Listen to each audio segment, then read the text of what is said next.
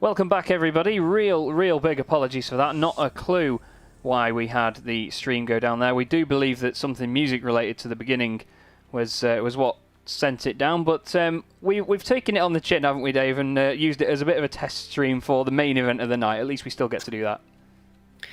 Yeah, sorry about that, guys.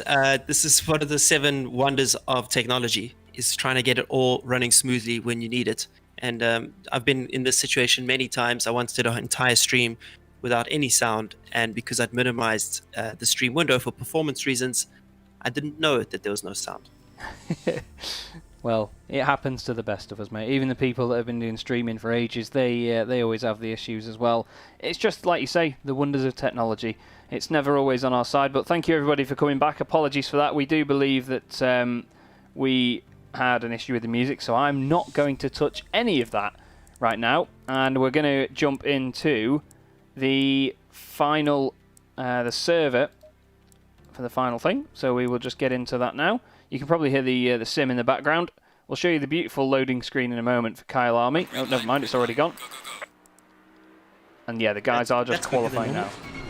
Yeah, that was very quick, even from my PC standards, to be fair. You will get the sound for just a second, guys. I'm just going to sort out the overlay and things for you, just so we can make it look nice and pretty. Don't you worry. And then we'll get the overlay on, and there you go. So at the moment, we're looking at Angelo Pellegrino, who, interestingly, it's free Dave... practice for now, so that's good. Yes. Got to get all those other qualifiers into this event, and then once that's sorted, I think qualifying will get underway. Yes, fingers crossed we'll have a good one with this. So here is Angelo Pellegrino. He's apparently showing us Nick Rowland on the overlay at the side, so that's always handy. Thank you, Assetto Corsa. I'll try and reconnect to everything just so we can get it all bang on. It's showing the positions of these guys at the minute, that's why. Because they change position, basically, when I click on somebody, it shows who was previously in that position. So this is William Stevenson, flying around at the moment in the big old Bentley. Now, I don't know in terms of how many of these cars he drives that often on here, but what do you reckon of the Bentley? It's a magnificent bit of kit for its size, isn't it? Yeah, so there's this perception that because it's a big old thing that it's quite heavy, but it's actually, when the BOP settings are done, it's lighter than the Ferrari sometimes. The key strengths of the Bentley is the downforce and the suspension. So this thing can whack curbs and it can take high-speed turns better than anything else. Where it struggles is under braking and traction, but overall it's still a very fast car. Just this week, we launched a whole bunch of Bentley setups on the Coach Dave Academy, which people can now buy, because we'll be getting a lot of requests for setups for this car. And I think we've made some pretty good ones, especially around Kyle Army. I know that James Parker did a pretty good job around here with the setups. Well, actually, the whole team did. But James is our one-lap specialist at the moment, and sort of lead setup engineer and driver. So that's why I mentioned him first. Fair play, fair play. Well, I remember watching one of Chris Harris's videos about the Bentley a while ago when he drove it at the Spa 24-hour, and when they convert it from the road car, they actually take 1.5 tons out of the thing. And I mean, the fact that, as he goes in the wall quite hard there, actually, does Stevenson. To the top of the board goes Gregor Schill in the Lamborghini. But, yeah, to be able to take 1.5 tons out of a road car to make it into a race car, that's pretty special, isn't it, to be honest? Yeah, you probably didn't know it at the time, but his teammate for that race happened to be yours truly. Oh. And it was the only time I actually raced the Bentley. Was at the Spa 24, and I didn't know that Chris Harris was going to be my teammate until I arrived. I didn't know anything about the team or car I was racing because I was drafted in at the last minute, so last minute deal. But yeah, considering what this car is intended for on the roads, I've always been surprised at their positioning to put it in GT racing. I kind of get it, but it's always been a small one of those wonders for me. That's pretty amazing, to be fair. It's It is one of those things. I think it's a gorgeous car to look at. I mean, the original one was pretty enough. I think the second reiteration of it is even prettier. But it's the same. It's beautiful. It's just so elegant, isn't it? I mean, it was always a bit of a round car. They always had a bit of a sort of chunky rear end on it, and I think with this new one, they've made some of the rear end of it a bit sharper and a bit more aggressive, especially that wing. The wing's massive, but it looks so sturdy and boxy, doesn't it? It really looks like nothing could mess with it. No, and when you do go side by side with one of these things, especially when you're in the Ferrari, it really does tower over you. It casts a shadow. So, and if you're behind one and you're in its slipstream, you cannot see a thing. You have to constantly move the car left to right to try and pick up what's going on around the car in front of you. Yeah, it's like following a truck on the M5, isn't it, really? It's trying to figure out what's going on ahead. You've got to just sort of think outside the box a little bit. But it's a bit different round Kyle Army to the M5, so I'll probably stay away from making that comparison. But we look here at the beautiful McLaren that we were discussing earlier. Very easy car to drive in the game, but not easy to take it to its limit. So it's got quite a, in my opinion, and I couldn't quite work this out, it's quite a slow steering ratio, which we spent a lot of time working on to try and make the front feel a bit more responsive. It makes it easy to drive, but to extract the ultimate lap time takes a lot of work. So for a car for consistency, the McLaren does very well, and it's quite a popular choice and fast choice in the ESRO Silver class. A lot of the top sim racers have chosen it there because they can obviously unlock the full potential from the car. And combined with its sort of easier to drive nature, relative to, say, the Ferrari in the game, if you are able to unlock it through setup and driver skill, the thing just flies. Yeah, it certainly seems like it's a very competitive car in whatever it races in at the moment. I mean, I've only seen a handful of things, but I watched one last year in the British GT Championship, and straight out of the box, it just looked quick as soon as it hit the track. It was amazing. You could just tell by the body language of the thing how planted it was. I think it was the Balfour Racing that were running it, and it was just, it was in a very basic red colour scheme, but it just looked like it was on a mission everywhere it went, and I love the sound of it as well. It's got a very strange noise. It doesn't sound like it should be a V8. I mean, it's similar to the Ferrari, you know. You wouldn't think that it's not a big thunderous, beefy, low, bassy sort of V8 noise, is it? They're a bit more of a mid-range sort of drone, but they've got a bit of a crunch and a rasp about them, and it sounds amazing, doesn't it? Yeah, it's because of the turbos. So the turbos seem to take away a bit of that old school sound. It looks like the qualifying server has now been reset, and hopefully we'll start to prepare for the race itself. Yep, we shall do. I'm just going to bring up the thumbnail for just a moment, everybody. I've just got something to sort out on my end here. It just looks like I might have to rejoin the server for a second because one of the bits of the broadcasting software I've been using has had a little bit of an issue here. So we're not actually getting, on my screen at this end, I'm not getting the right names of the drivers. So I'm just going to see if I can hop back in the server very quickly, which it did before. There we go. And, oh, it's raining, Dave. It is raining. So we're going to have some mixed conditions here for these guys, which is going to be exciting to watch.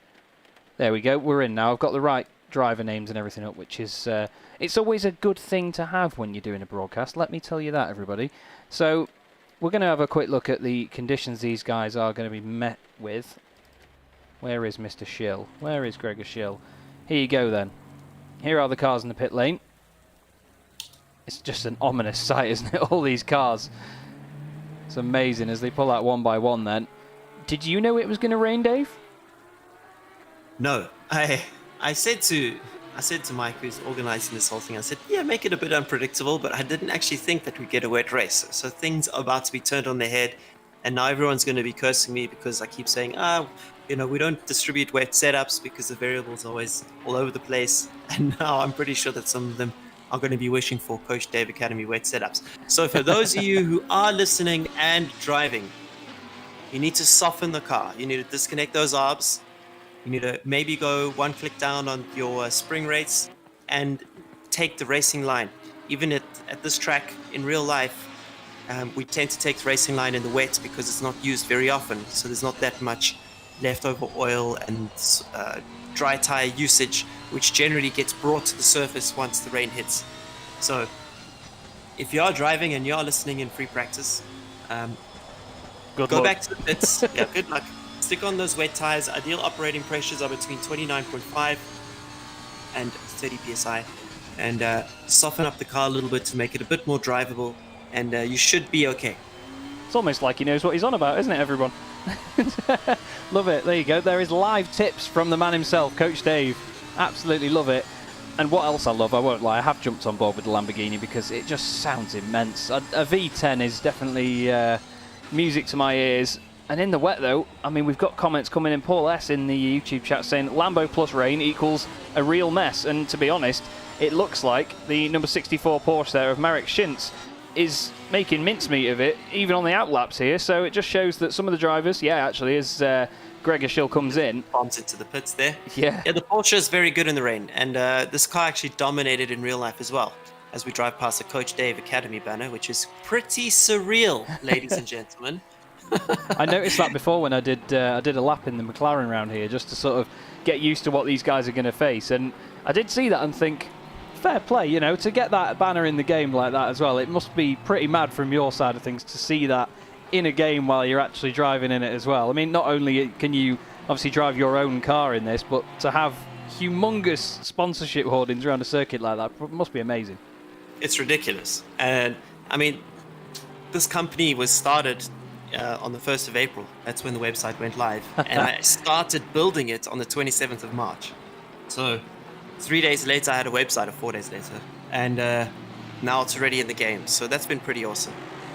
It just shows like the guys at Kuno Simulazione are willing to help the people that are involved in the development of the game. Because at the beginning, before the game was released, I was giving a lot of feedback. For example, the sounds that you hear under braking was a contribution from my side. Some of the wet dynamics, they incorporated some of what I asked for, but not everything. But it's surreal to know that I had some input in a game when I've been a massive gamer my whole life. This is what I used to do when the sun was shining outside. I would rather be inside playing games. So to be involved this heavily with any kind of game, in particular sim racing, it's pretty awesome. I can imagine it's surreal. I mean, a lot of people I know that will be involved in the tournament as well. We all started when it was back in the day. You got your first PlayStation even, and Gran Turismo came out for the first time in the mid-90s. Gran Turismo 1, ladies and gentlemen. It's awesome. It's still the OG, isn't it, Gran Turismo 1? The old really blocky graphics, and I remember being very picky about the fact that the rear lights on the Toyota Supra in real life are a lot bigger than they were in the game, and I thought it was uglier in real life than in the game, but we're not going to get into that too much because I'll start getting sad. Marek Schintz at the moment is top of the pile. We're looking at him in the Porsche there. He's getting a little bit impeded around the left-hand hairpin, but from a driver's perspective, obviously, well, your home circuit really, isn't it, Dave? Kind of. Yeah, in some ways, I'll go with that. I wasn't sure whether I was going to commit to that sentence, so we've gone with it now. The track itself, what do you find are some of the main challenges around Kyalami? It's a high-speed track, so you got to send it in harder every single lap that you go through. And what's unique about this one is that it has bumps on the exit. For example, when they go through Sunset, which was the corner before this left-hander, on the exit are some massive bumps that if you are exiting the corner with a bit too much steering angle, if the car is in the wrong position, then you do have a higher risk of sliding into the wall on the inside. Same with the S's that they just went through. There's a nasty bump at the apex that you want to watch out for. And as they go up over this hill into the hairpin, which I absolutely love, as you exit here, you can see pretty much all of Johannesburg. And if there's thunder and lightning, which is very common in Johannesburg and South Africa, it's quite a surreal experience. I did this race last year in the Kyalami 9-hour, and believe it or not, it was only the second time I'd ever been to this racetrack. So that's why I say it's kind of my home track in that it's based in the country I was born, but that's about it. All right, fair enough.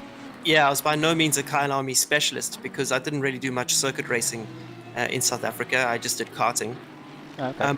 But yeah, the nature of this track, if you took this and put it anywhere else in the world, I would still call it one of my top 5 favorite racetracks because of its high-speed nature. It's very challenging because you have to be brave, but there's a decent amount of runoff, old-school runoff though, not just concrete runoff, like say Paul Ricard, which I really love. I think they did a great job. This straight here never used to be this long. There used to be a high-speed S, and that's when I did it. I did it one race here in 2008. Absolutely loved it.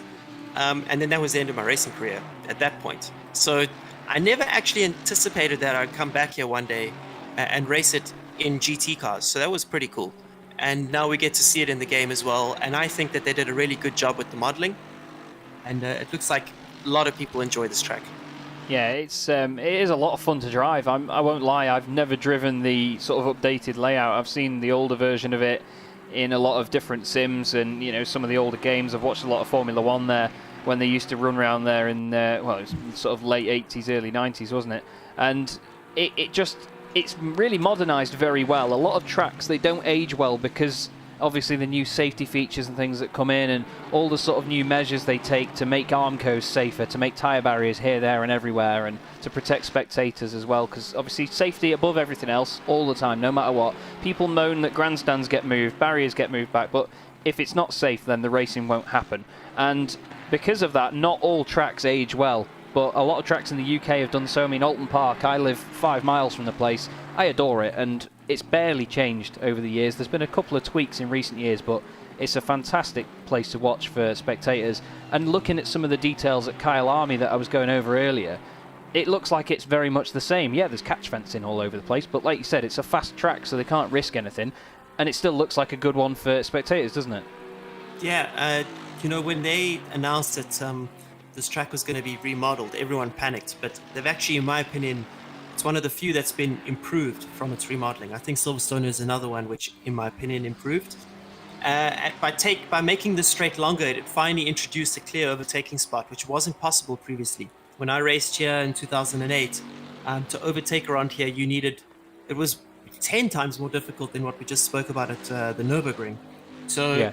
By making this long straight, it added something that the track actually needed in the end. And they kept the rest of it pretty similar, give or take some runoff and maybe widening of the track. They kept it pretty similar to the previous layout. Yeah, they did the right thing. Yeah, it keeps the sort of heritage of the circuit and, the sections that people love. And that's one of the most important things, like I say, about these tracks aging. We've just had Dr. Glock make a very good point in the YouTube chat saying, can we just have a quick run through and see who's driving what? So Michele Perella in the Aston Martin there, as you can see, he's sat in the pit lane. Marek Schintz is in the Porsche at the moment. We were seeing him before. He was top of the pile for quite a bit. Gregor Schill in the very popular number 63 Lamborghini Huracan. Then we have Martin Larenc in the Bentley. William Stevenson with quite an English name as well. Very, very sort of British, full-on British name in a British car, that is. 5th place in the 404. Chris Seaver is there in the Aston Martin. Beautiful livery on that. I love that colour combination. Absolutely adore that. Nothing to do with the fact that is the colours of my branding. Alban Bouquet. Hopefully he's bought the flowers for today. He's in 7th place in the Aston Martin at the moment. He's actually just pulling off at the end of the straight. Tim Novak, another Aston Martin there in 8th position. Jack Noller is in the Audi R8 LMS GT3 Evo, and there's the V10. I can't help myself. I really can't help myself when that thing's about.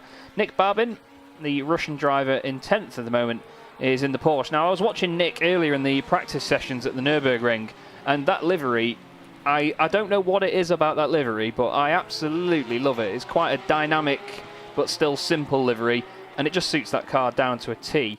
Him and George Boothby, who we're looking at here in the other Porsche, were both sort of having a bit of a tussle on track. Not so much, but they were swapping times a lot in that session. George ended up being the fastest in that one, and it really did show the strength of the Porsche. And Schintz has gone back up to the top. So from what we were saying before at the Nürburgring, with the Porsche being one of the quicker cars there, and obviously with it raining here, Dave, it seems that is definitely on the show at the moment, isn't it? Yeah, these guys need to keep it clean. They need to avoid any spins and silly mistakes. The guys who just lap at a consistent pace, you'll be surprised how well they're going to do. The one who's going to chase lap time, I don't think he's going to win this race. Yeah, definitely. It's all about keeping you cool and just getting consistent times. And there is the Coach Dave Academy banner in the background. Love that as well, down the pit straight. Absolutely great to see that. That's pretty mega, isn't it? See, I can tell you that. I can hear him smiling from here, everybody. Nick Rowland is 14th in the Porsche at the moment. Andrzej Dedicek. Porsche in this race, I suppose, because Nürburgring is favouring the Porsche. That a lot of guys qualified for this one, but the wet has thrown a spanner in the works. Nice to see a Ferrari up there in 5th, by the way. Yes. Yeah, that is. Yeah, he's in 5th. Yeah, Kieran Prendergast has nipped up there. He's in the pits at the moment. He's got gold wheels on it. Everybody loves gold wheels. That's got a vote from me, that has. Absolutely. I love that. Banging. Really. Banging. Yeah, that's all I've been saying in our chat all day, isn't it? Banging as soon as anything goes in. So there's another Ferrari there coming out the pit lane as well. Let me just try and get a look at who that is. Nope. I've definitely not got the right person there. There's the number 98 Audi. Running a little bit wide at the top of the hill. That was one of the corners that I really struggled with before as well, by the way, because you can't see the apex at a lot of these corners. It's quite a blind circuit in that middle section, isn't it? Yeah, key with that hairpin at the top is I actually brake in the middle of the track and turn in earlier than I think. I try to anticipate the apex coming towards me, and that really helps. Once you get that car pointed straight with a GT car, you can get on the power sooner. Not smashing the power, but getting on it quicker from the apex. So by taking a slightly tighter line there, you give yourself more options, because if you try and take this perfect wide approach, if you miss the apex, you're out of options.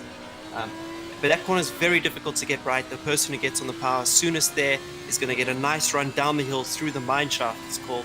I'm guessing in the rain here it's going to be full flat. In real life, not quite so much. Yeah, not in the rain at least. I didn't dare do it flat in the dry earlier, so I admire the guts of these boys if they can manage that, because it's a pretty epic piece of track, especially when you get it right.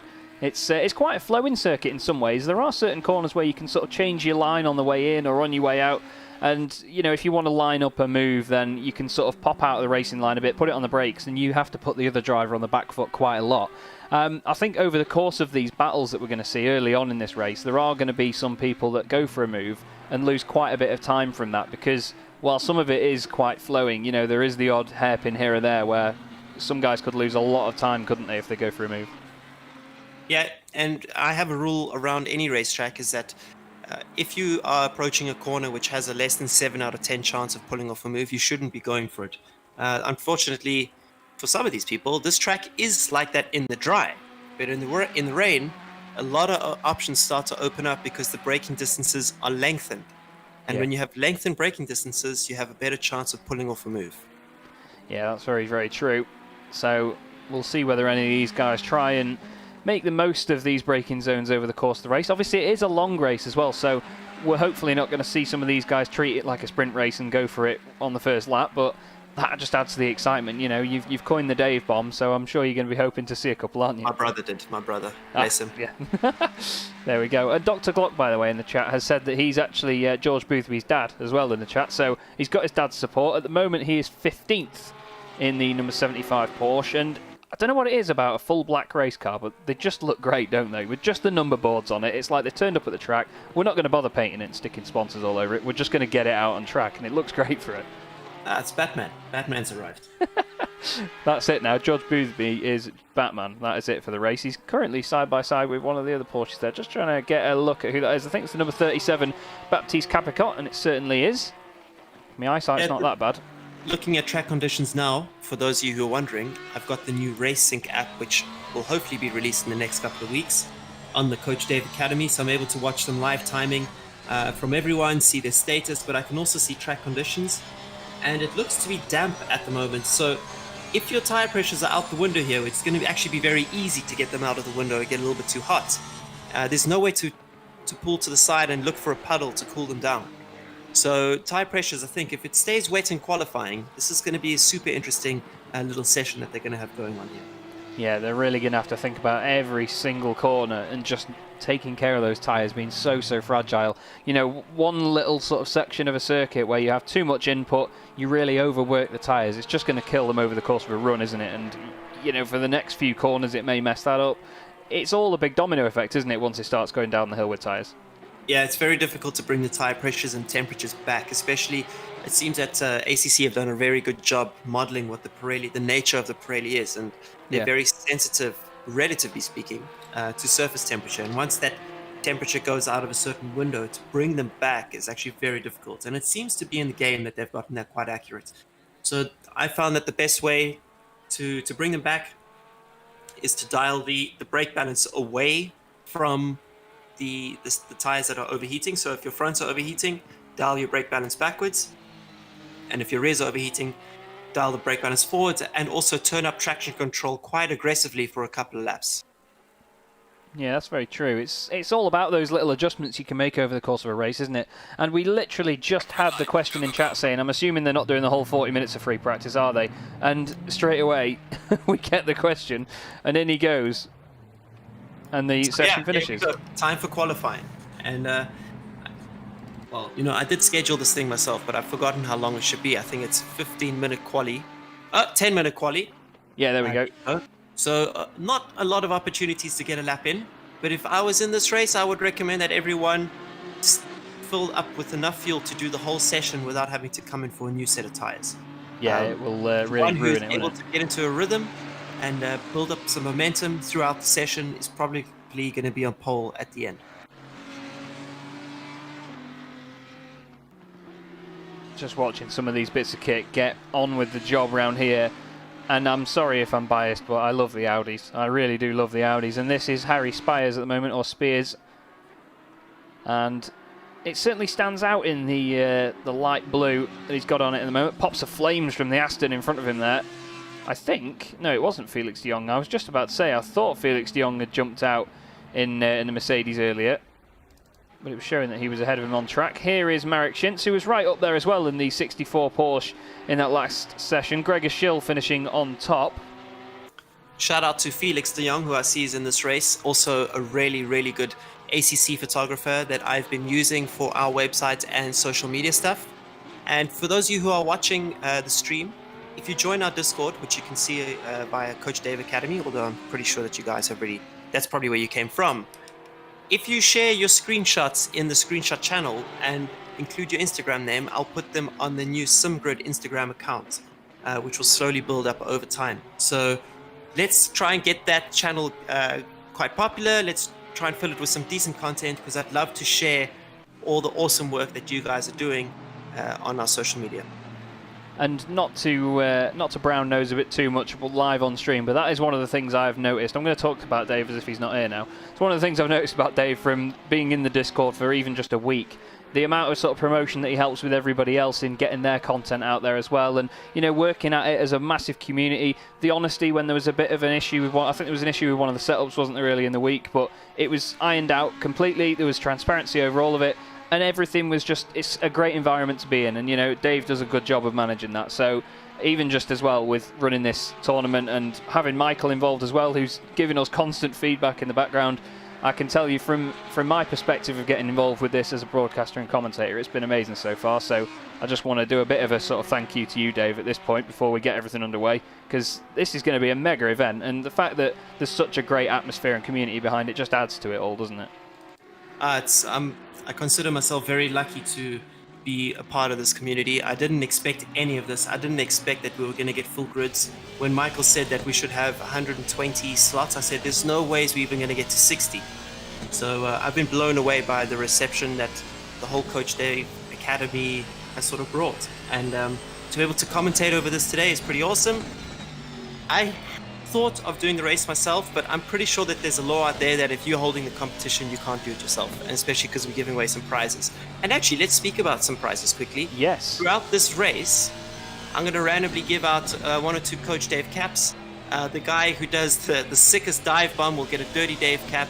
And in the video description is a Thrustmaster coupon code. You'll be able to save 20% in the Thrustmaster eShop. Offer is valid until 24th of May. For anything that is not Ferrari branded, I suspect that Ferrari have a little bit of commission tied to those products. And so go ahead, use that coupon for the next 24 hours and grab any awesome Thrustmaster gear that you've been holding out on. I would recommend the new TLCM pedals, which is also something that we happen to be giving away to the overall winner of this event. So there is something at stake, and I hope that in the future we can start to raise it even further and give even more awesome prizes away to the guys who take part in these events. And there you go, everybody. That just shows the generosity as well, and the fact that you can get so much out of this community just by being involved, and it's the beauty of sim racing. There is such great accessibility to it, and the fact that everybody can get something back from it, whether that just be good racing most of the time, it's awesome to see. And we had comments as well saying a moment ago, the track looks like it's getting a dry line, and just going up the hill there, it certainly is, isn't it? You could just see it, but the Lamborghini here that we're watching of Gregor Schill, who's fastest at the moment, was staying a little bit clear of it, maybe just to try and cool the tyres into the braking zone. What do you reckon? I think that they're actually on slick tyres now, because the 44, if you're doing a 40 around here in the Porsche, you're flying. So that Lamborghini, who I think is on pole with a 44.8 at the moment, in my opinion, he's on a slick set of tyres, probably running them a bit cold, because it's very difficult to keep the tyre temperatures up in these conditions if you're running a slick. So I'm pretty sure he's got the pressures way up. He's doing a pretty good job. And the dry line in these conditions in this game is very sensitive. You've got to maximize it, but stay in it. Oh, it looks like he's going off track, actually. Okay, Yeah, I thought he was going to cool the tires, but that's not the case. Looks like he's pitting. He's going to take another set of tires as quickly as possible to head out for one more run and really just stamp his domination on the field so far. But the guys behind are very close. I think from what I can see, because I've got a very small window here that I'm looking at the stream, looks like a 0.2 of a second advantage over the guy in second place. Well, you say that, and literally, as you mentioned it, Cruz has just gone up into second there, and he is under a tenth now, 93 thousandths behind, and then it's Boothby in third place at the moment in the Porsche, who is just a quarter of a second off, and 3 thousandths ahead of Michele Pirella, who is coming back out there in the Aston Martin. But we have some very, very close times out there. I mean, at the moment, it's a second covering the top 9. Always one of the Astons there is around and into the wall. Manages to bounce off it and not do too bad, but yeah, quite a big hit side on there in the wall. Hopefully you can... That's boxing in a rush. They want to box for these fresh set of tyres with still some time on the clock. They can probably get 2 laps in if they really nail the outlap. I'm also interested to see how Rats goes. He's in P20 at the moment. He's really competitive in a couple of other leagues. I've had some pretty good racing against him. So let's keep an eye on him. He's in the Audi at the moment, number 808. 1.8 seconds off the lead at the moment, but he's in the box. So I suspect that we're going to get a pretty decent performance from him. Felix de Jong seems to have dropped down to 25th. Let's see if he can improve as well. Again, this is going to be a bit of a gamble with conditions like this and a dry line appearing. The person who does the last lap before that checkered flag is probably going to be on pole position if they have the pace. Because with every single lap that is being covered here, with every single second that's going down, this track is improving. That's it. You know, it's with these qualifying sessions, you can sometimes have the best conditions at the start, and it's all about getting your lap in early. But as this goes on, with the amount of cars that are going around, if you make the right tyre choice and get on that dry line as quickly as you can, when it gets drier and drier at the end, we're going to see these times tumble. It's still Gregor Schill at the top at the moment with a 44.661, and then Lucas Cruiser is just behind him. We're just looking at Manos Stradis at the moment in the number 87 Porsche. He's just come out after getting some new tyres. We have Thomas Lastra here in the Porsche, who's apparently going slowly. He's had a bit of an issue there and pulled over to the side. I think he's just getting out of the way of some traffic, actually. Lucas Rommel, who's just moved down the timing screen by 1, is 19th at the moment. He just won the Split 3 race, which unfortunately you guys didn't see there at the end of the stream as it went down, but Lucas did a great job in that one. He's now 20th after some of these guys are still improving their times, but you never know really, do you, Dave? He could very quickly jump up to the top, or whether it's a circuit that he's not as good at like he was at the Nürburgring. There's so many variables from these splits to this main race. It really does add a lot of excitement to it, doesn't it? Yeah, it's really cool with the dynamic weather. I'm kind of happy that we threw that in here. There was always a risk that some of the guys at the front could dominate. I spoke with Michael about trying to make that as difficult as possible, which is why we have this 80-minute runtime and with some dynamic weather, and I'm happy that it turned out this way. It gives some of the other people a chance who maybe haven't been able to put in mega laps in perfect conditions to optimize the setup. Maybe a little bit of driver skill can come in here, a little bit of luck as well. So the start's not going to be so clean. People are going to be misjudging that braking point at turn 1 at the front, and it could give a guy, let's say, who's just didn't quite make it into the top 10, maybe he has a chance, or she, to make it through and win this thing. Let me put it to you this way. If I was in P15 in conditions like this, I'd think to myself, I think I have a go here. I can have a go. That's it. You never know how quickly these races can turn around. And speaking of 15th place, we're looking at Josh Morris in the number 95 Aston Martin at the moment. And here's a really interesting question for everybody. When it comes to the Aston Martin Vantage GT3, do we prefer this new shape or do we prefer the old shape? What do you reckon, Dave? I'm a fan of the new shape. I do like the looks of it, but I prefer the sound of the old V12. I think nothing really beats a V12 when it comes to it, but the thunderous V8's still great, but I think in comparison to the two, I prefer the old noise, but I saw a lot of these. Was good. It's sad to see no V12s in GT racing anymore. I mean, with like the latest cars, but that's just the way that the world is going, and I think all things considered, they actually did a pretty good job. As we see Sever go into P1 with the Aston Martin, and Schill bumped down by a tenth of a second. Kreutzer now P2, P3, 2/10 away. Oh man, this grid is really close. This is awesome to see. Minute 41 seconds countdown. So whoever crosses the line now, this is their final lap. They will not get another shot. The person who managed to get across the line just before that checkered flag fell is going to be in the pound seat if they have the pace, because that is when the track is going to be at its best. And you never know just how well some of these guys are doing. I'm having a quick look at the deltas just to see who is going quicker.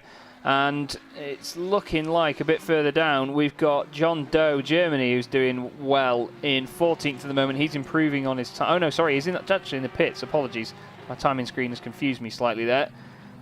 Just trying to see if anyone's doing any big improvements. It doesn't actually look like anyone else is on it. Marek Schintz is a little bit up on his time at the moment, but not much. It's not really going to chuck him anywhere up the order, I think. If he does improve to the point where he is at the moment, he's probably just going to get into 10th place. So we'll keep an eye on him as the rest of the field comes through. Do have a look at that timing screen on the left, because it's only Pirella that is in the top 5 at the moment that is still out on circuit. So it's going to really shuffle it up if these guys can get this last sector planted, if the conditions can continue to favour them. And he's going to get a little bit of slipstream, his Schintz, as well, just to help him along.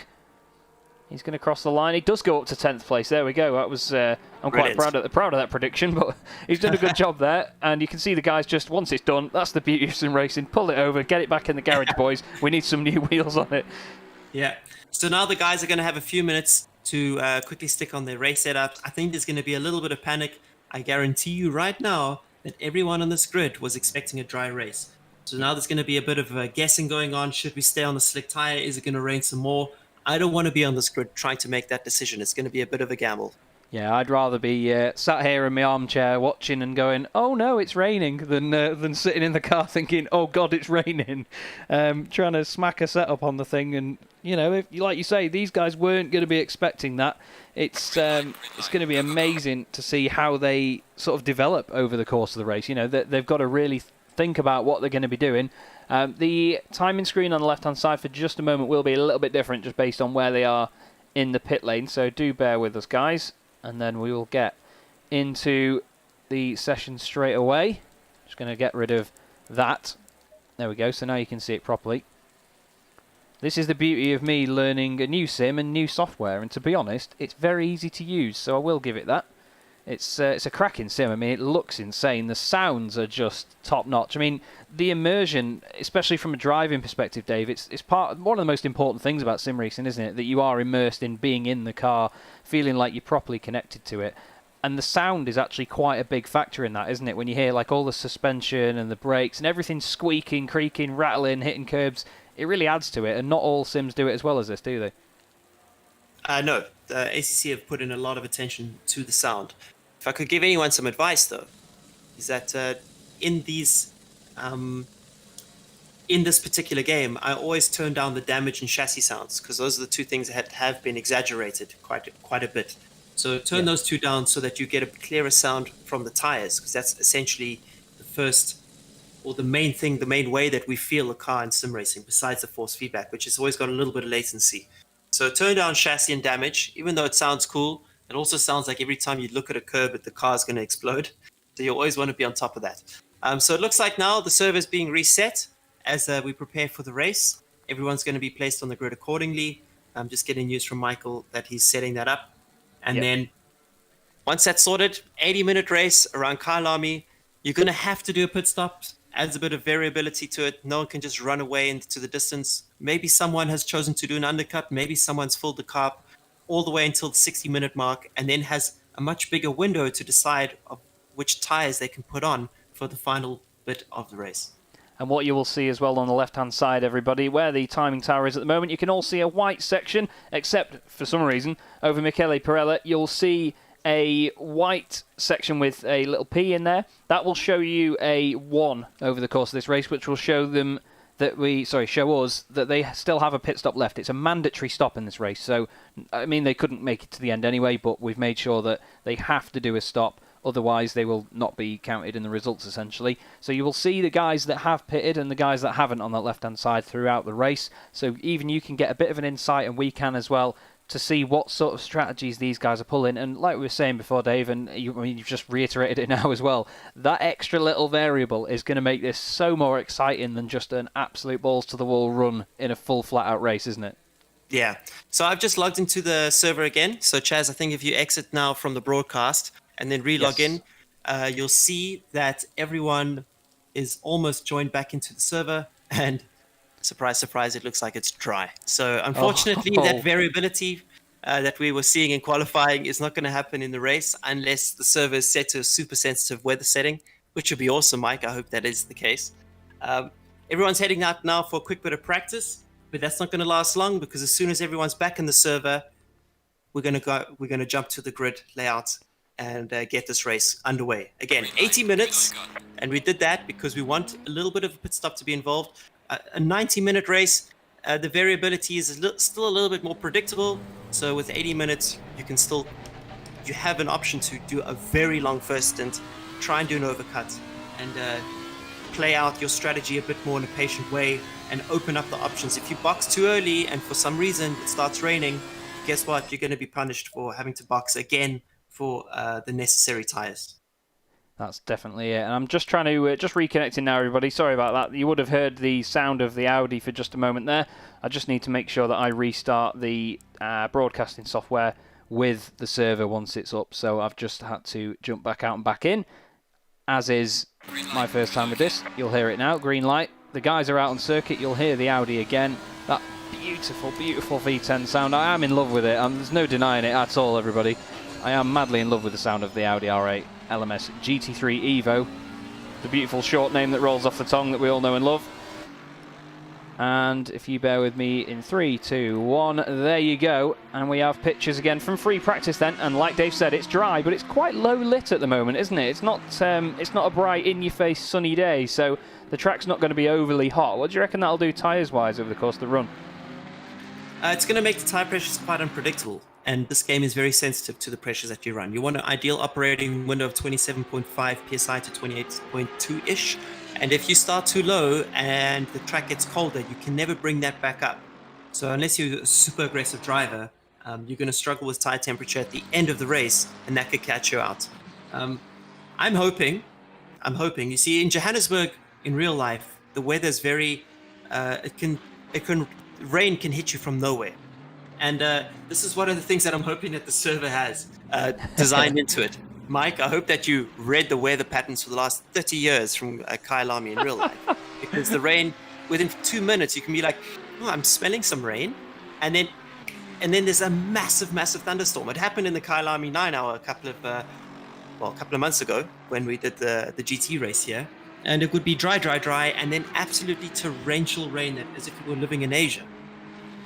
It's crazy, isn't it? I've just got a question in the YouTube chat, by the way, from ARC Taven, which it's probably best that it comes from you directly, Dave. He's saying, does anyone know what gloves Dave and the guys like to use? I'm trying to upgrade now, but I can't find much good info on sim racing gloves. So my solution was to go into Amazon and search for Alpine Star motocross gloves. And I found a pair that have I don't know what the right word is, but you can still use your keyboard, for example, with the touch mouse. That's cool. Or touchpad, excuse me, or your phone with the gloves on. So I couldn't find any decent ones. I especially wanted to find ones which had the neon yellow color, because that's what I use in real life. And it turned out that motocross gloves were the best solution. And there you go. Who else to get the answer from but Dave himself? And, again, that's why I enjoy having these YouTube comments available to us as my voice decides not to work. Gregor Schill, despite being in practice, he's still putting 44s in on an outlap. Jack Noller's done a 42.3 in the Audi. Pace. That is good. That is very, very good pace. Alban Bouquet. Very competitive sim drivers in this event. I'm pretty happy to see that. Earlier we got a comment asking who are the real drivers and who are the sim drivers. My target was to have only sim racers in this event.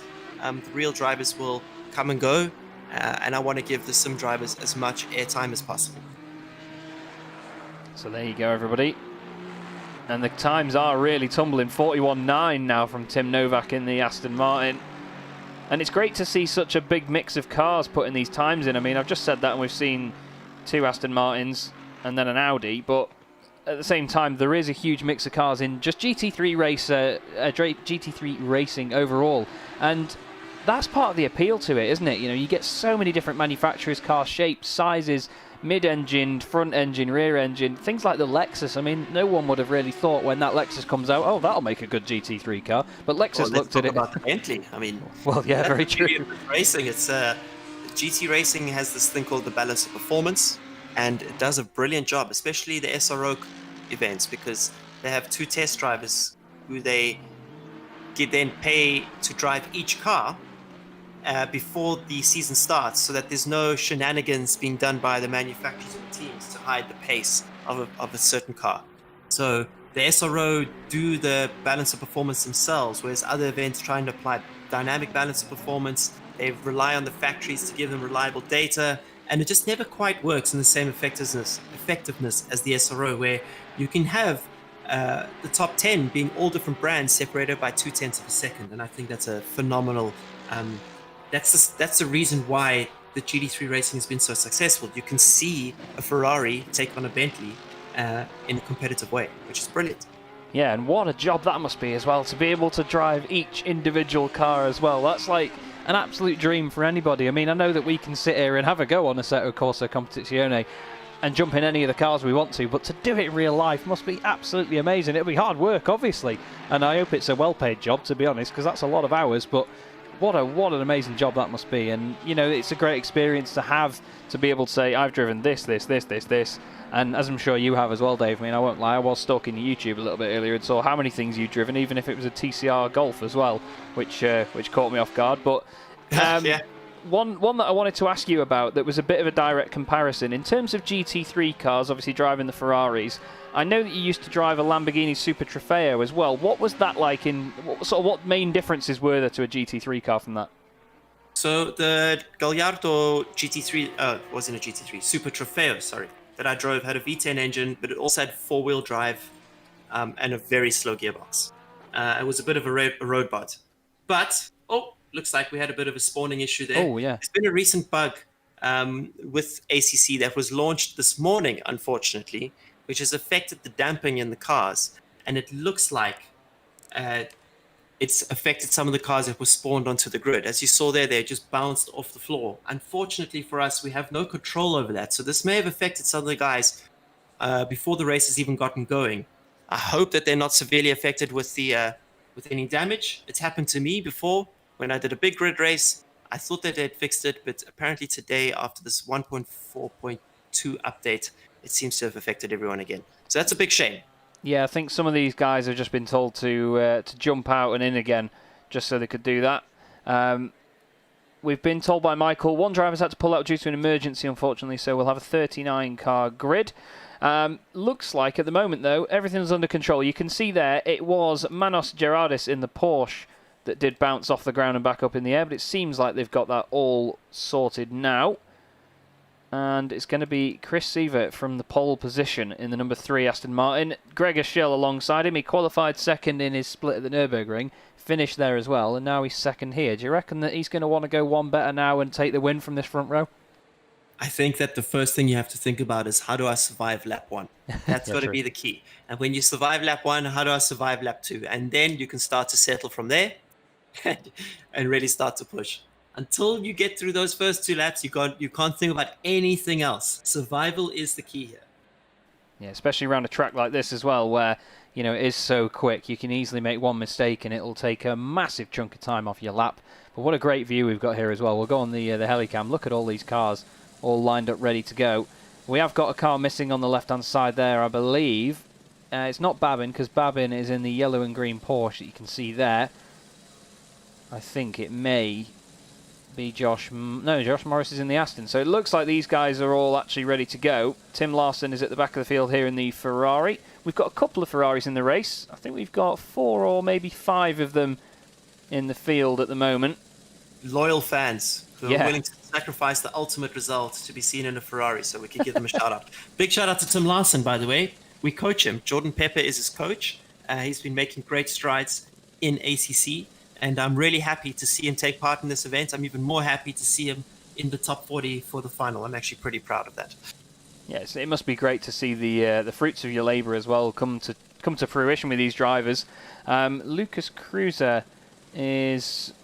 Oh, he blinked in and out on my timing screen, but it seems like he's okay now in the 99 Audi there on the second row of the grid. We've got an all Aston row 3 there. That is going to be Michele Pereira and Eric Andre. And we've got Jack Noller and Alban Bouquet on row 4, Audi and Aston Martin. Another Audi in the form of Harry Spires I should say, in 9th position with Marek Schintz, who was actually top of the pile in qualifying for a bit in that one.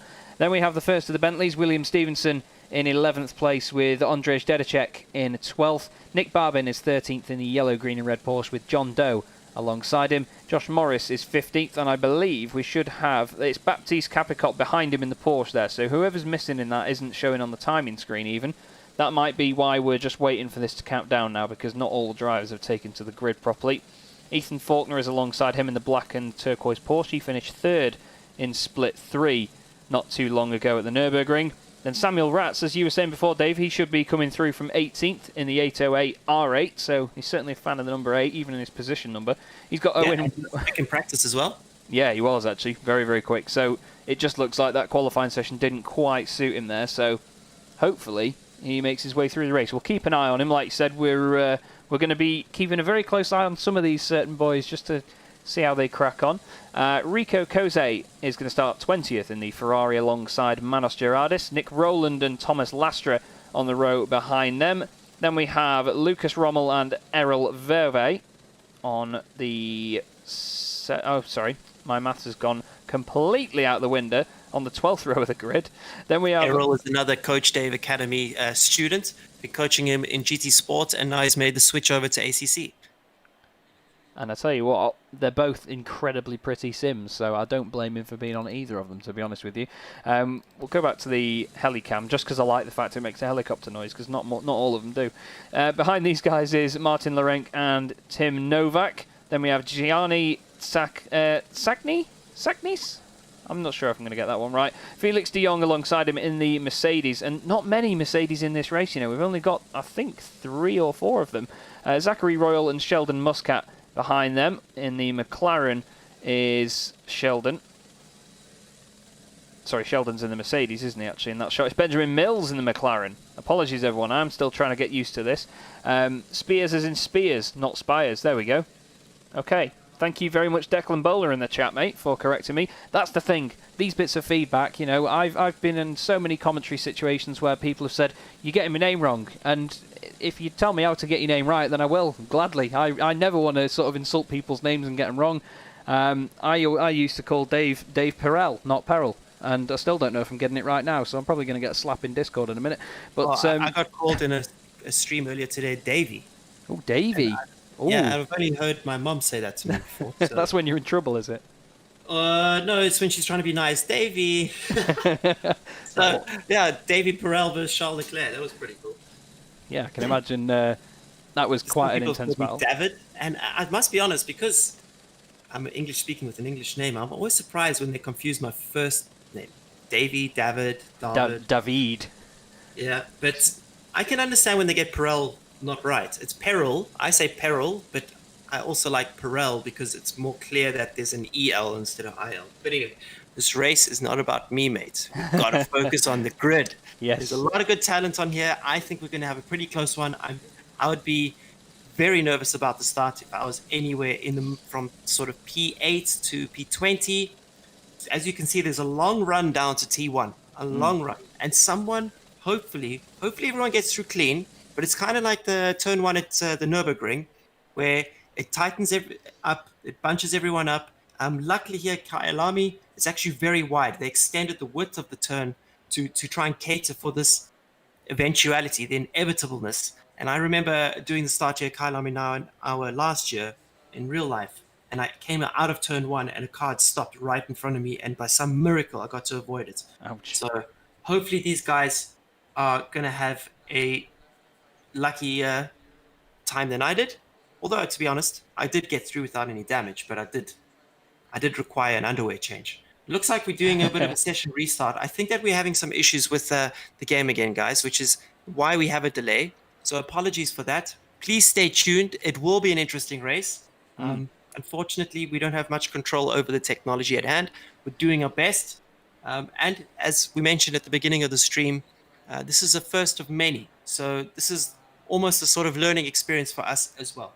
Yeah, definitely. I mean, I've done plenty of streams, plenty of broadcasts, but every time you jump in a different sim, a different piece of timing software, it's a complete different kettle of fish. So we'll have to see what we can do and when. And obviously, any feedback, guys, please do let us know. We'll be grateful to take it on board. Very happy to listen to your comments. The Mad Hatter says you're going to be called David Parole now. That's your new name, apparently, Dave. So the worst I've been called is Peasel, by the way. Oh, Peasel. Yeah, and they even put it on the screen like that. And there was another incident where they couldn't get a photo of me in time, like for the graphics. So how's this for a terrible one? They found a photo of me on Facebook when I was like 18 years old and completely hammered. And that's what they put on national television in South Africa, a photo of drunk Dave. Oh God. Well, at least they found an entertaining one, I suppose. It's better than a passport mugshot. So we'll have to see. Look at the big Bentley in the middle there. The very, very big Bentley of William Stevenson. It does just tower over the rest of them. It's amazing. The Boatley. Yeah, the Boatley. I do like that. I remember when you actually put something in the Discord not long ago and called it the Boatley, which did make me chuckle. So we're going to refer to it as that. Thank you guys for sticking around at the moment. Still peaking over 300 viewers at the moment. So thank you everybody that is joining us at the moment. I know that all we're doing right now is looking at a grid, but we're having a bit of an issue with the game, so we're just going to try and make sure that we can get around this. Dave and I luckily can talk forever, so we're going to make sure that we do that. We're going to chat rubbish professionally for you and make sure that you have an entertaining time from it all. But Chris Seaver, at this point in time, the more this delays, do you think the more that the pressure will build and he's got more to think about as it goes on? In my case, I'd calm down a little bit because okay, it's not now. It's like when they used to say, okay, David, you're up next for your when you had to give a talk during class. What was that called? It wasn't a speech, but anyway, yeah. When you have to give an oral exam, I would absolutely crap myself. So I'm happy. But the longer this goes on, I'll be like, okay, I can relax a little bit more. And what they need to do here, you'll see a lot of them are actually sitting on. It almost looks like they're sitting in the air. So they're waiting till the last possible minute to drop the car to keep tire temperature and tire pressures up. Because if you sit on the grid for 4 minutes, the tires go blue cold and it takes forever to warm them up. You're going to have a terrible first lap. I was just about to ask that, actually. I didn't know whether that was some sort of glitch at my end or anything, but it did look like some of them were lifting up. You can see the Porsche in the middle there of Marek Schintz, actually, just slightly above the ground. It just goes down there, as you can see, so that was quite good timing. But yeah, it did look like they were going up, so it's quite interesting to see that it renders that, and it does it well. So we've just had the word from Michael that they just had a few issues getting everybody in. That's why the timer did keep restarting at the top. Apparently we're all good to go in just a moment, so these things will fire up. We'll have the beautiful sound of an entire GT3 field, the mixed noises, the V10s, the V8s, the flat six of the Porsche as well, and we will have an 80-minute race that we're expecting to not be pure chaos, but it's just going to be pure excitement and flat-out racing. Chaz, I can tell you, because I've also got a broadcast on from my side, and looking from the chase cam of the pole man, I can see that the clouds are gathering. So we could have a little bit of dynamic weather during this race. I am not jealous. I do not want to be on this grid. I'd be on a one-way ticket to embarrassing myself. So good luck to everyone who is taking part in this event. And I hope the best man or woman wins an awesome set of Thrustmaster TLCM pedals. Just another reminder, Thrustmaster coupon code is in the video description, TM-DPeril20. You're going to save 20% off Thrustmaster merchandise, except for the Ferrari stuff. That's a shame, but I think I know why. Ferrari, they're scooping in the profits, yo. So for those of you who've been holding off on getting a new wheelbase, a new wheel, some TLCM pedals, now is your chance to save 20% off in the Thrustmaster store. Just go to their website, hit in TM-DPeril20, all caps, and save 20%. Looks like 4 seconds to go. I hope everyone pressed drive, because in this game, if you don't do that, you will not be starting the race. You'll be sent to the pit lane for not paying attention to the interface. And looks like everyone's good to go. So Poleman has already pulled away. There's this little widget that you'll see, that they see from their view, which tells them which sort of window they should be in. They have to cruise around the track at around 80 kph and then use the brakes to warm the tires. This is key. We do the same thing in real life. We use the brakes to warm the tires. And it looks like, Chaz, can you see what I'm seeing on the screen? Yes, I can. I We've got see rain, some everybody. This is really going to throw a spanner in the works for these boys now. They've not even completed the warm-up lap, and it is heavens are opened in South Africa. This is amazing. And obviously, it's going to add that little bit more strategy to it. Are they going to wait for the rain to subside? Are they going to wait for it to get easier? It looks like it's stopped a little bit from where the camera's not zoomed in. The more it zooms in, the more it seems to pick it up. We have still got a few drops on the screen. This is, well, if you're in the car right now, you're going to be, well, you are going to need, as you called it before, an underwear change is probably the nice way to put it, isn't it? Yeah, again, I don't envy these guys. If they have been sent to the pits because they didn't press drive for some reason, trust me, that's not a bad thing. It gives them an opportunity to go to the right tyres. We have a few in the pits, actually. Manos Gerardis, Thomas Lastra, Errol Verve, Felix de Jong as well, who you mentioned earlier in the Mercedes. He's in the pits. James Pilbeam and Tim Larson. They've all taken to the pits. So it's going to be great to see whether they can come back through and make something of it. But our leader at the moment, Chris Seaver, you can see the field filtering round now. Windscreen wipers on, lights ablaze. How quickly? I mean, it doesn't look like it's chucking it down yet. It's quite moderate rain, though. Do you think the track will get wet very quickly, or is it going to be a bit of a long process for these guys? I think it's been a long process. If you saw in the qualifying, the track conditions stayed greasy the whole time. There was a dry line, but the status of the racetrack, which is actually the key indicator, remained greasy. I've got here my live timing, little shameless plug, Race Sync by Coach Dev Academy. Will be live, available to everyone soon. It's got track wetness at 10%, which means we're still in the slick window. Another important thing to notice, and if this requires a bit of track knowledge, a bit of practice in these conditions, is to know when the crossover point is between a slick time, lap time, and a wet tire lap time. If you are still within a certain window with the slick tire, even if you're 10 seconds off the pace, that could still be 1 or 2 seconds a lap quicker than if you went into a wet timer. And there you go. There is the insight that these drivers will all want at the moment. Gregor Schill is making it very clear that he wants Chris Seaver to go a bit quicker at the moment as he bunches the field up then. Like Dave said. Yeah, so it's actually not possible because this little widget, if you go out of the window of that widget, it tells you that you have to be in like this little green area, which is your position on the racetrack. And if you get that wrong, you get teleported back to the pits. So it looks like the guys, some of them were sent to the pits. We are not sure why. I suspect it was a positioning issue due to the server restart. I'm super sorry to those who lost out there, but the benefit here in the new updates is I think they will not lose a lap, which is what used to happen. So they're still in with the shout, guys. If you're listening to the stream and you're in the pits now, don't give up. You still have to keep pushing. As we go green. Smash in then. Here we go.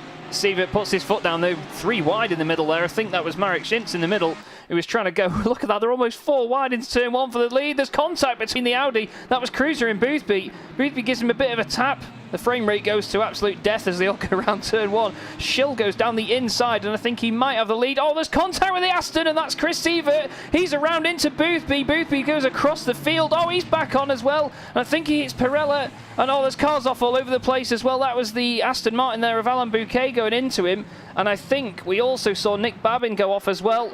But up at the front, it's actually Gregor Schill. He's still in front of Cruiser at the moment, but that's absolute heartbreak for our pole sitter Chris Seaver there, Dave. Unbelievable scenes. It's a great shame. I mean, at that point there, he was actually cleared through, but it looks like there was a bit too much aggression going on at the start. I'm not sure what the guys were thinking. There was still so much to go in the race. All they had to do was give each other space. Unfortunately, that didn't happen, and poor Sever, after a great lap in qualifying, he was probably really looking forward to giving it a real go in the race. He's probably going to be carrying a lot of damage now. Once again, this 80-minute race will still open up an opportunity for him to at least recover some positions, provided he gets to the pits and doesn't lose too much time. But he wasn't the only one who lost out. There was quite a few other cars pointing in the right direction. So once again, the main focus of sim racing is to survive lap 1 and lap 2, and then you can start thinking about ultimate positions. From the looks of it, though, because I'm on board with Sever, it looks like his car is damaged, but maybe he can continue going. Yeah, we're just going to. Yeah, we'll just do the same as well and just have a jump. There's a bit of a battle going on behind him as well, actually, with the Bentley. That's William Stevenson, Jordi Sanders and Enrique Vargas in there as well. But it is a massive shame that he's had that happen to him. And it's just the amount of bunching up was unbelievable. They were 4 wide, like I say. Stevenson's getting absolutely swamped here by some of these guys. It looks like he's got a bit of damage as well. I think he got caught up in the accident. You can see the bonnet is also out of shape on the front of the Bentley, unfortunately. It may be a big old boat, but it still can't survive a hit like that. But at the front, though, it's Gregor Schill in the only Lamborghini in the race, leading the way with his V10 compatriot, Cruiser, just behind him there.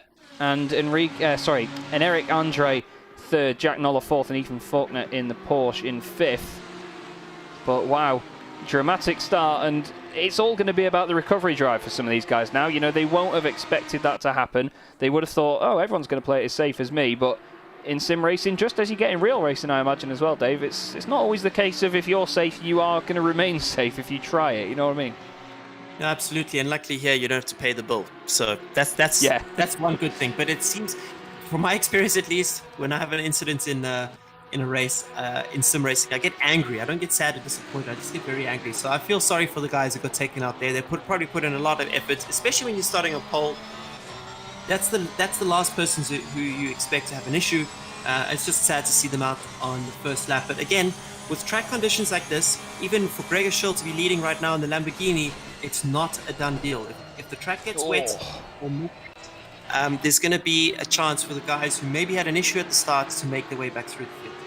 Yeah, definitely, and hopefully we see a couple of them really go for it. That is Capicot down the inside of the Audi, and he's made contact. He didn't always been hit as well. I think that might have been John Doe that hit the front of him there as well. He's still in the middle of the circuit. How the rest of the guys are missing him. Oh, the Ferrari doesn't miss him.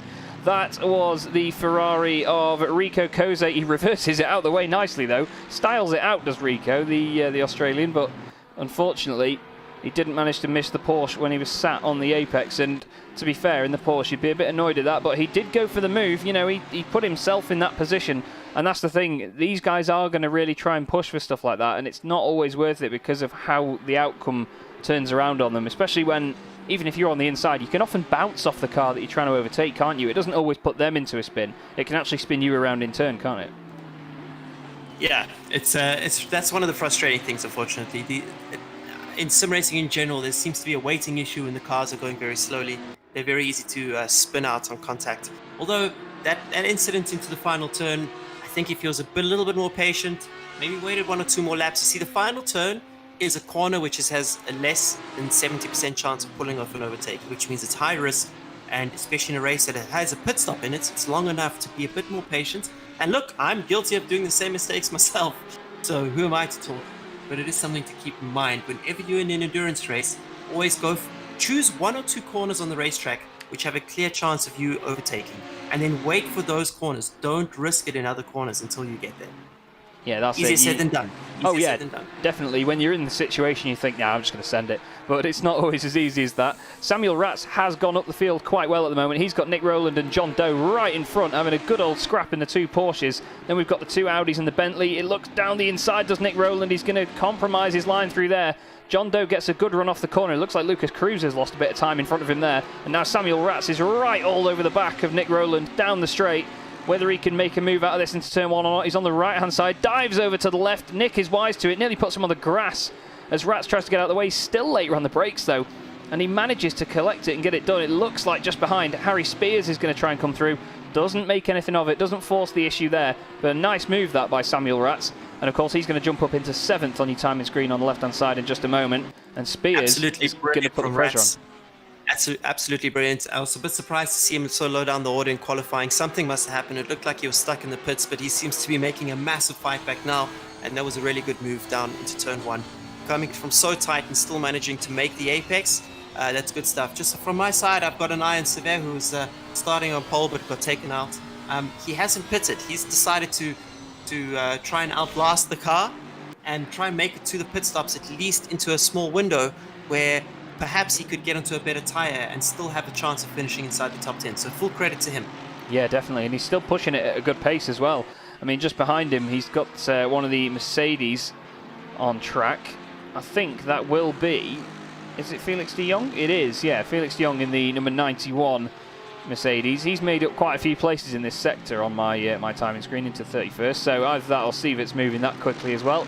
But it's great to see that he's making the progress, and we haven't completely lost our pole sitter from this race, so let's keep an eye on him all the way throughout. John Doe. I gotta say, this pace is really quick. 42.8 from the guy in P2. Track conditions are set to fast. Even though we have 10% track wetness, it seems that wetness is only offline. But based on the predictions, in the next 10 to 30 minutes, there is going to be a bit more rain. So let's see if that spices things up a little bit more. Yeah, certainly will do. And that was Rico Kose just coming out of the pit lane there in the Ferrari. Now, he obviously got involved in that incident earlier. He's come in. Maybe he's changed tyres and just thought, I'm going to do a bit of an undercut here. He stops on the apex just to make sure it doesn't get in anyone's way. That's nice and courteous of him. But he's probably thinking of the long game now. It's not a quick sprint race, this. It's a long run. You want to make sure that you don't have to do all your stops. You can see on the left-hand side, actually, everybody, where there's a lot of orange little... oh, he's actually struggling there. Maybe he's not made the right tyre choice at this point. But the orange slots on the left-hand side of the timing screen with the number 1 in, that's how many pit stops these guys have got left to do. There are a mandatory stop in this race. You can see the white flag out there for Kose's car, and he's trying to stay out of the way. It's easier said than done. But he has actually done his stop now, and so too has Stevenson and Saknis as well, further down the order. So whether they make some ground from that or not is yet to be seen, but they've done it quite early on here, Dave, so surely they won't have the fuel to make it to the end.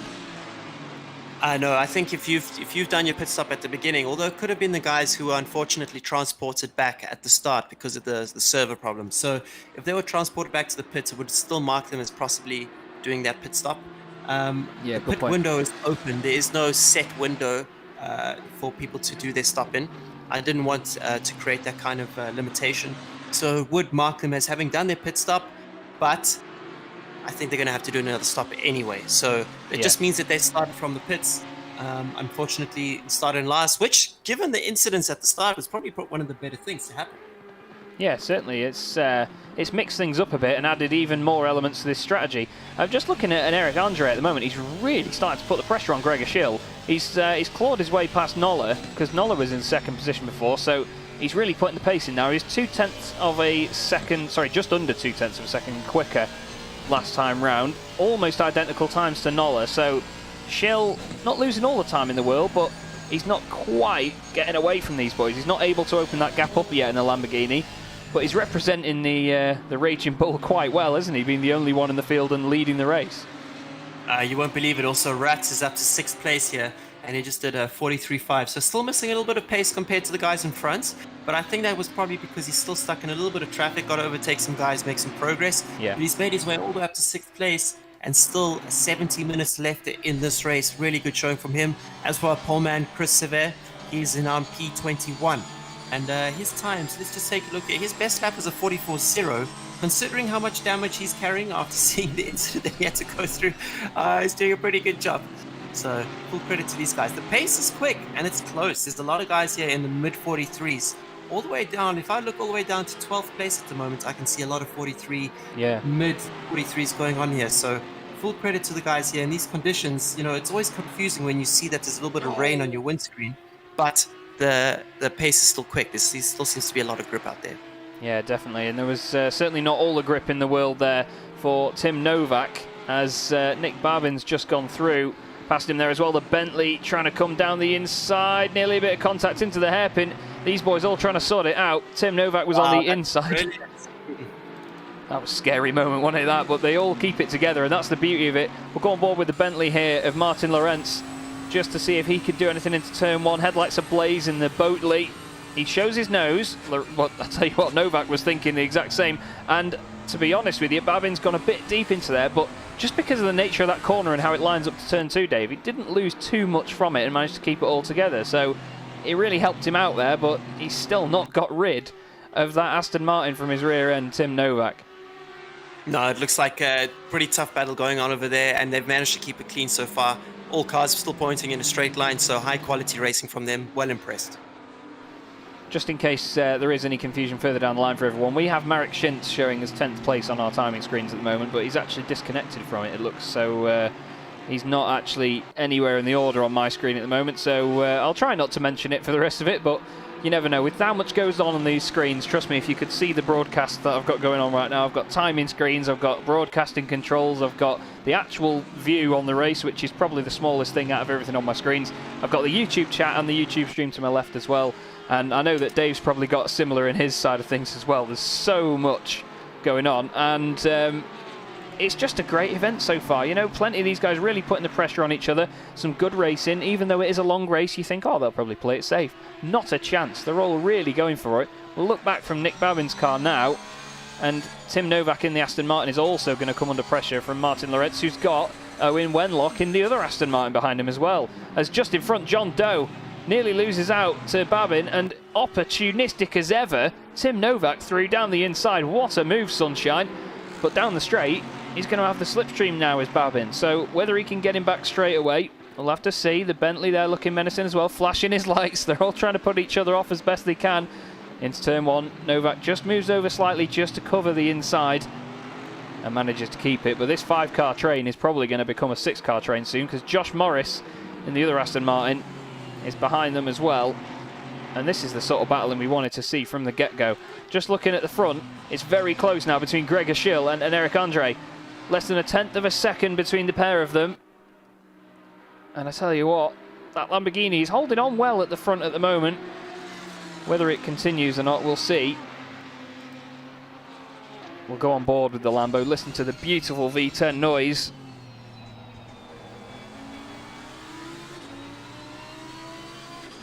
Listen to that. Everyone loves a V10. Come on, if you don't like a V10, then you're not listening to the right V10. But the Aston putting the pressure on at the moment. In second place, it's an Eric Andre, the Frenchman. You can see the back, the very complicated rear end of the Lamborghini Huracan GT3 Evo in front there. The famous 63. That curb on the inside of that right-hander there is very dangerous. Let me tell you, if you haven't played Assetto Corsa Competizione yet, or you have, and you've not been around Kyalami, do not hit that curb. Honest to God, it nearly broke my arms earlier when I hit it, and I expected a little bit of a sausage curb, and just for it to just to sort of hop over it, but not a chance. And yes, as Boom is playing has said in the YouTube chat, you will fly into space. As down the inside goes, and Eric Andre forces the issue next to Gregor Schill, the two of them right together out of turn one. He was, I tell you what, Gregor was going to cover it off. And just as he came over, he thought, nah, and Eric's not going to go for that. But he did send it up the inside, and the Aston Martin showing true pace here. Jack Noller has a front row seat, and he's going to be loving this, because he's thinking, go on, boys, have a bit of contact, take each other off. Obviously, we don't want to see that. We want to see nice, clean racing. I'm sure Dave wants to see a Dave bomb. But the Audi in third place... That was a Dave bomb. That was a Dave bomb. There you go. At the moment, he's lined up for a hat, is he not? Yes. No. You have to take someone out to get the hat. Oh, so okay. Someone at the start. I need to watch the replay and award someone at the start with that Dirty Dave cap. Someone's getting a Dirty Dave cap. But Jack Noller, like I say, at this moment, what do you think's going through his mind watching this battle open up in front? Oh, he's licking his lips. He's smelling a little bit of blood in the water, and or tasting rather, and just waiting for one of these two guys to slip up. You know, when you're taking big risks like that with 65 minutes still left on the clock, the guy in P3, if he can just sit back and watch and wait for things to play out, he may find himself out in front after the pit stops, because he also has a bit more mental capacity to be able to control the strategy and plan ahead, whereas the guys in front, they're going to be fighting over position, thinking about racing lines, thinking about positioning their car. So if I was Nola in P3, am I mentioning his name correct? I'm terrible at names, that's why you are here, Chaz. Don't worry. I would be waiting patiently, and meanwhile in the background, while these three are fighting, these gents behind him are catching up considerably. Look at Rats. The guy started outside of the top 15 and is now making a move for the top 5. So full credit there. Excellent driving, nice recovery. I'm pretty sure he benefited from that early start crash, which took out a lot of the guys, and he's making the most of it. He really is. That's Alban Bouquet. They're just going past there. He was involved in the incident at the start. Just behind him in the blue Audi, we have Harry Spears just lapping him. A couple of Audis in this scrap, though, putting the pressure on Ethan Faulkner now. Ethan and Jack Noller, they've done a really good job at the moment, under the radar, just in third and fourth. They've not got involved in too many scraps as things stand. And I tell you what, they're just getting the job done. You know, that's what they want in this sort of race. You want a bit of an undisturbed race. You don't want to get in battles and lose time over the course of a long run. You want to just crack on with it at your own speed, don't you? And just try and keep that pace, keep the consistency, and not have to worry about it. And I'm also seeing now that the track conditions have changed to greasy, so no longer fast lap times being put out there, which is a really good advantage for those who did have a little bit of damage. Now they won't have such a massive delta to the guys up in front. And if I'm looking at some of the guys who do have damage, for example, Sever, he's matching the pace of the leaders around 44.5 the last lap. So this is bringing the race back to the poor guys who had an issue at the start, but it's also going to bring the leaders closer together. And I'm pretty sure that we're still going to be in for a lot more action. If we cut to the fight for 4th down to about 7th place here, you can see that it's pretty intense and really, really close. So this is good to see. And I'm just hoping that these guys can actually catch up to the leaders. If they start fighting between themselves, they're going to lose pace to the top 3 in front, who are also having their own little mini battle. So if patience prevails, they could maybe catch up to the front, and we could have a 7-way fight for this race. Yeah, definitely. It'd be an amazing feat to see if we can get them all involved. Interestingly enough, everyone will notice on the left-hand side there that Cruz has got a 5-second penalty. Now, I'm not sure whether that was due to the contact earlier or whether he's had a little bit of contact while we weren't quite looking, but yeah, he's managed to accrue that. We've got 15 seconds for Sievert as well, so I'm not quite sure whether he's picked that one up. Whether it gets cleared or not, we will have to see. We'll see if we can get a word from Michael in race control, whether that gets sorted out. But yeah, fantastic battle at the moment. And I see you've already replied, Dave, to the comment that I was just about to read out, so you read me mind, sunshine.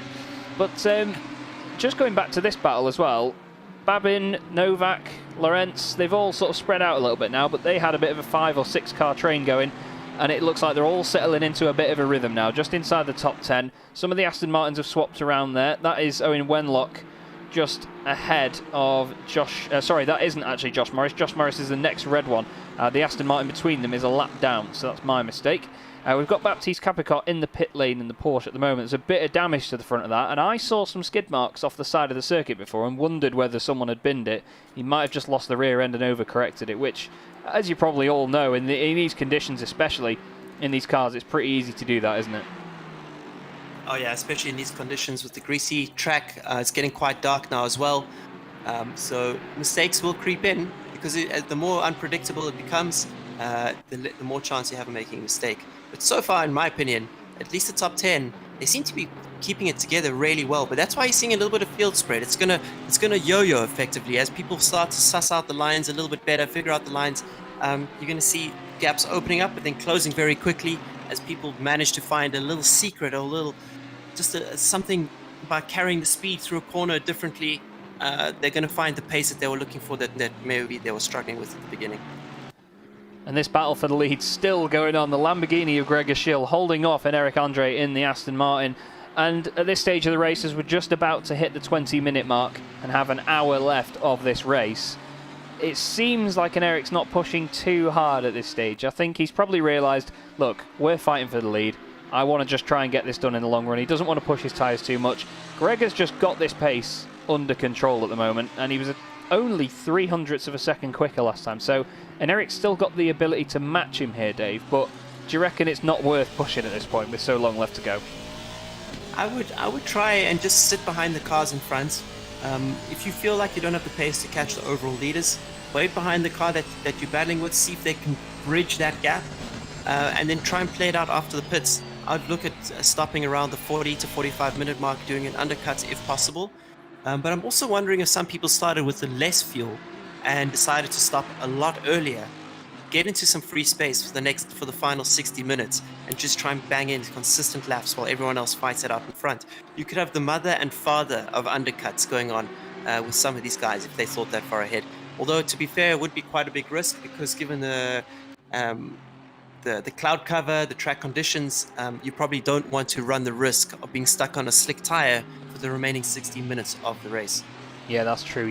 The thing is, with such a window ahead of you where the weather could change as it has, you're going to be stuck on that tyre choice, and if not, you're going to have to make that all-important stop, which is really going to screw the race up if no one else has to do the same call. So it really is rolling a dice at this point. You can see now as well, Andre just showing the nose a little bit, just saying, I'm still here, son. Don't you worry, I'm not going anywhere. This big beefy Aston is not going to be shaken off very easily. And it looks like Jack Noller's lost a bit of time to these boys, but again, he's just managing his own pace. You can see a massive gap back to Ethan Faulkner. He's got nearly 9 seconds back, but look at this rabble here behind Cruiser. And then you've got Rats, Spears and Novak, who's actually joined onto the back of this. No, he's not, apologies, it's a car that's a lap down. But still, a great train of cars to all be battling together. And it's going to be good to see how Rats can get through this, because, as you said before, he's got such great pace, but what have you made of his racecraft so far? Do you think, I mean, that move before was good, but do you reckon he can keep that up all the way through? Yeah, it looks like he's hit a bit of a wall here in terms of fighting his way through. That's what happens. As you start to progress through the field, you start to get closer and closer to the cars that have a similar pace to you, and your progress effectively stalls.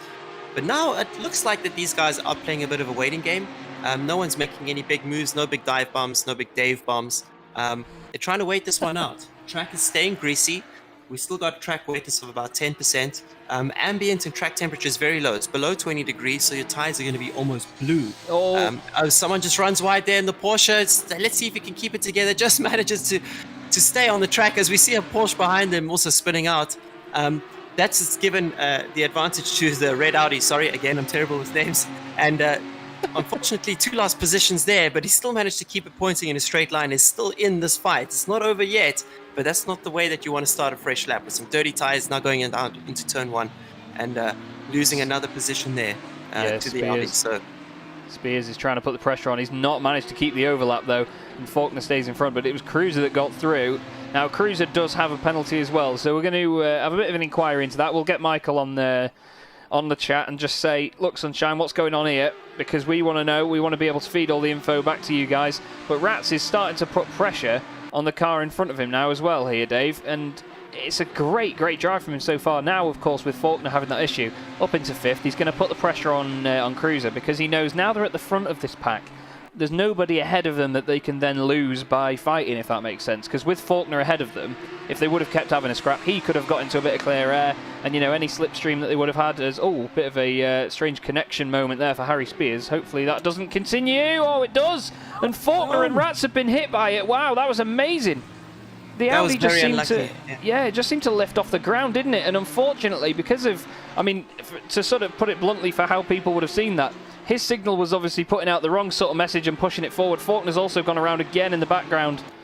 Oh, that's such a shame, because Ethan was running so well. He got a real clout from the Audi there, and it pushed him around. That's a nightmare for him. The wing is completely off kilter now as well. The back end, it's going to be ruined, and he's off. Oh, he's made more contact with the Audi and another Porsche as well. Oh, no, this is a huge shame. He was a bit overcommitted, and he's now cost some other guys their race, which is a big shame. So that was probably unnecessary from his side. He was trying to stay offline, but I think he could have taken it a little bit slower, be a little bit more safer. Rats is now also in the pits. The poor guy seems, I can't tell yet if he's decided to retire. He's in the pit window, so there's still a chance here. They're going to lose a lot of time in repairs, but can still make up a lot of positions later on. Just shows you can be having a clean race, and unfortunately, especially with sim racing, what happens here is a little bit of lag can send other people off into the distance. I do wish that that ACC could maybe ghost those cars which have lag instead of making them solid objects which fly around the racetrack, but that's the choice from the developers. Yeah, definitely. I mean, I'm not going to name any other names in sims, but there are sims that do it and there are sims that don't. You know, there are sort of bonuses and there's pros and cons to it all, isn't there, really? I mean, every sim has its own pros and cons in every way, but unfortunately, that's just how it happens sometimes. And reflecting on the fact that, you know, this is all internet-based, everyone's connections have to be as good as they can be to make sure that the info is given to us, and I'm pretty sure you'll all agree, the cars move around very naturally. They look very, very... They're stuck to the surface, and it looks like they're doing a great job, just the way they bounce over curbs and everything. The sort of translation of what the car is doing to other people's screens is amazing. It's beautiful to see, but at the same time, you know, we treat any sort of internet-based issues or technical issues as if there's actually a technical issue in the car. You know, it's not something that sims really replicate that often, so it's sort of our version of it, isn't it? You know, if someone has a disconnect, oh well, it's an engine failure or whatever. You know, there's a way to sort of spin it on its head and make a story out of it, isn't there, Dave? Absolutely. I just feel sorry for the guys who are around. They shouldn't be the victim of some lag. That's always been my opinion. So it's just a bit of a shame. So what do we got here? We got Rats. He actually decided to do his pit stop and take the pain with some of the repairs. His car is now in one piece. Let's watch his recovery. I'll keep an eye on him. Looks like Sabir, who was also making a brilliant recovery, he's up to P11, but unfortunately he has a 15-second penalty. And as the chief organizer of this race, I'm going to lobby that all 15-second penalties are turned into 5-second penalties. So let's see what happens. This race is not over. I mean, if we can tune into the front, there's still a pretty good race going on there between the leaders. There's only 1 second separating P1 and P2, and I would be interested to see how that is unfolding at the moment. Yeah, he's certainly putting the chase on again. The gap does seem to fluctuate quite a lot here between Andre and Gregor Schill. The pops and bangs on the overrun into the hairpin sounding amazing, but that's a real glimpse there of just how dark it is getting, especially at the top of the hill with the big sort of tree-based background that they've got, really not letting any light through. It's certainly gone dark on track, but it looks amazing. Look at the sparks being kicked up there as they go through the mine shaft, if I've got that right. The pops and bangs on the flames as well. It's just beautiful, beautiful sim, is Competizione. And interestingly enough, Gregor Schill's not got his lights turned on all the way. He's only got his DRLs on at the moment, daytime running lights for you and me. So he's not got his full headlights on yet. He's maybe just thinking, oh, I don't need them. I've got clear air in front and I'm going to rub it in that I've got that. Oh, well, I hope he turns them on at some point, because eventually you get a 3-lap warning that you do have to turn your lights on. So he's going to have to turn them on soon enough, because it looks like this is a day-to-night race. You know, I wish I paid attention more to my organization, but I'm really glad that we are racing into the night. But it looks like the rain has stopped, and in the next 30 minutes there isn't going to be any rain left. So those who are stuck on the slick tires are going to have made the right call. For example, Rats, who was forced to take his pit stop early due to that damage, he will still have a shot purely because the weather seems to be clearing. Very much unlike real life in Kyalami, which it would have been torrential at some point. Yeah, definitely. It's John Doe there just being lapped, and Eric just has to change his line slightly. John comes across. I don't think he was expecting that. It was Andre, and now he may lose a bit of time to that. He's hopefully going to get Flash in the Porsche and say, "Move it, son. Get out of the way. I've got a race to fight for here, mate." And we've just had a message in the chat as well from Propinator, or Propinator, however you say it. Hey, comms man, that's me. Cruiser is pronounced Kreuzer, so there we go. There's another name I've been getting wrong, but thank you for the feedback, mate. And Camber saying, Chaz, great broadcast, lad. Thank you very much, mate. It wouldn't be anything without having Dave here to have brought me in. I think, is that an Eric Andre saying, I didn't like that, with the weaving left and right? Do you reckon? Probably. I mean, especially among some races, that kind of behavior is frowned upon. And in real life, it's a little bit more acceptable. You're allowed to change your line and then move back onto the line, provided that you give one car width. But it seems that in sim racing, it's something that I had to adjust to quite a lot, which is where I got my Dirty Dave moniker from. Is I was bringing real life racing rules down to sim racing, not realizing that that's just not the way you do it around these corners. I'm getting some reports, by the way, from some people in the comments that the coupon code from Thrustmaster is not working. Just let me know if that's the case. I'll hit them up. Hopefully one of the guys who's helping me out from that end can respond soon enough so that we can get that sorted and you guys can benefit from the discount. So just let me know and I'll see what I can do from my side. So just let me know through the comments. Yeah, we will we'll do our best to make sure that is all sorted out for you guys. And I know from what Dave was saying before, the calendar's even busier now that you're not doing any real life racing, isn't it, mate? It's just chaos how much sort of sim racing's come into the spotlight and been so incredible in the sort of inflation that it's had in the public eye at the moment. Honestly, I haven't been this busy in about, I don't know, 10 years since I was running my business back in the day. I have, on top of trying to run Coach Dave Academy, I've also been doing a lot of sim racing and doing a lot of test driving for Ferrari and Ferrari racing teams on the sim. Combine that with a bit of coaching that I've been doing. I'm trying to give that opportunity to some of my other racing drivers, because what happens is if we are not at racetracks, we are not getting paid. We are paid per day. So if we're not at a racetrack, guess what? We aren't getting any income. So if I can pass that on, some of the coaching onto my fellow drivers, that's really awesome. Also gives an opportunity for a lot of the guys who are sim racing fans to get coached by their real life heroes. So that's been cool, but the net effect is that sleep is a luxury at the moment. And I've been just flat out sitting in my simulator much longer than I ever anticipated. But it's been good for all of us. I mean, COVID has been pretty tough recently for everyone. And we've been lucky enough that we're in an industry which is growing during these times. Yeah, certainly. And because it is so accessible, you know, there's been a massive range of real-life drivers that weren't originally involved in it. You know, as you probably know yourself, A lot of them are more involved and in the public eye about it as well, you know, with streaming and getting involved in every single event they can take up, just to sort of bring a bigger name to it. Because if you host a sim racing event, you get a real life racing driver in there, people will flock to it and go, oh, he's actually taking part in this, let's see how good or bad he is at this game or this sim. And it's very entertaining, and you know, as you've done as well, people get on board with it in such an entertaining way that as fans and as people that enjoy sim racing, because it's the closest thing we're going to get to do to race on track with our heroes and the people that we see as idols, as these real racing drivers, is just an absolute joy. And if COVID's done anything, it's given us more of an opportunity to sort of expose that and make the most of it, and I'm really enjoying it myself. And it's good that obviously you guys on your side of things as well, I'm not speaking about you all like you're not humans, but you know what I mean, you get the chance to enjoy that sort of fan base as well in a more interactive way. Look, I've had that feeling from my side as well, because as a result of the Coach Dave Academy, I've had the opportunity to interact with Jensen Button. I've had multiple coaching days with Jean-Eric Verne, and just recently been on a call multiple times to Charles Leclerc, teaching him how to first race in ACC, and then also giving him the tips and secrets for Gran Turismo Sport. So I started out, before I was racing in real life, I was a fan just like everyone else, compulsively visiting autosport.com, Sportscar 365, etc. So to be able to interact with those guys, I feel like just as starstruck as anyone else who would have the opportunity to chat to me through a coaching session or something like that. So it's been really awesome. But that's another reason why I want Coach Dave Academy to be focused on sim races and not on the real races. Because trust me, once our calendar gets restarted around June or July, you're not going to see us for the next 6 months. And in my case, I'm going to be traveling every single weekend. Sorry, I'm going to be stuck in Europe for the next 6 months or so.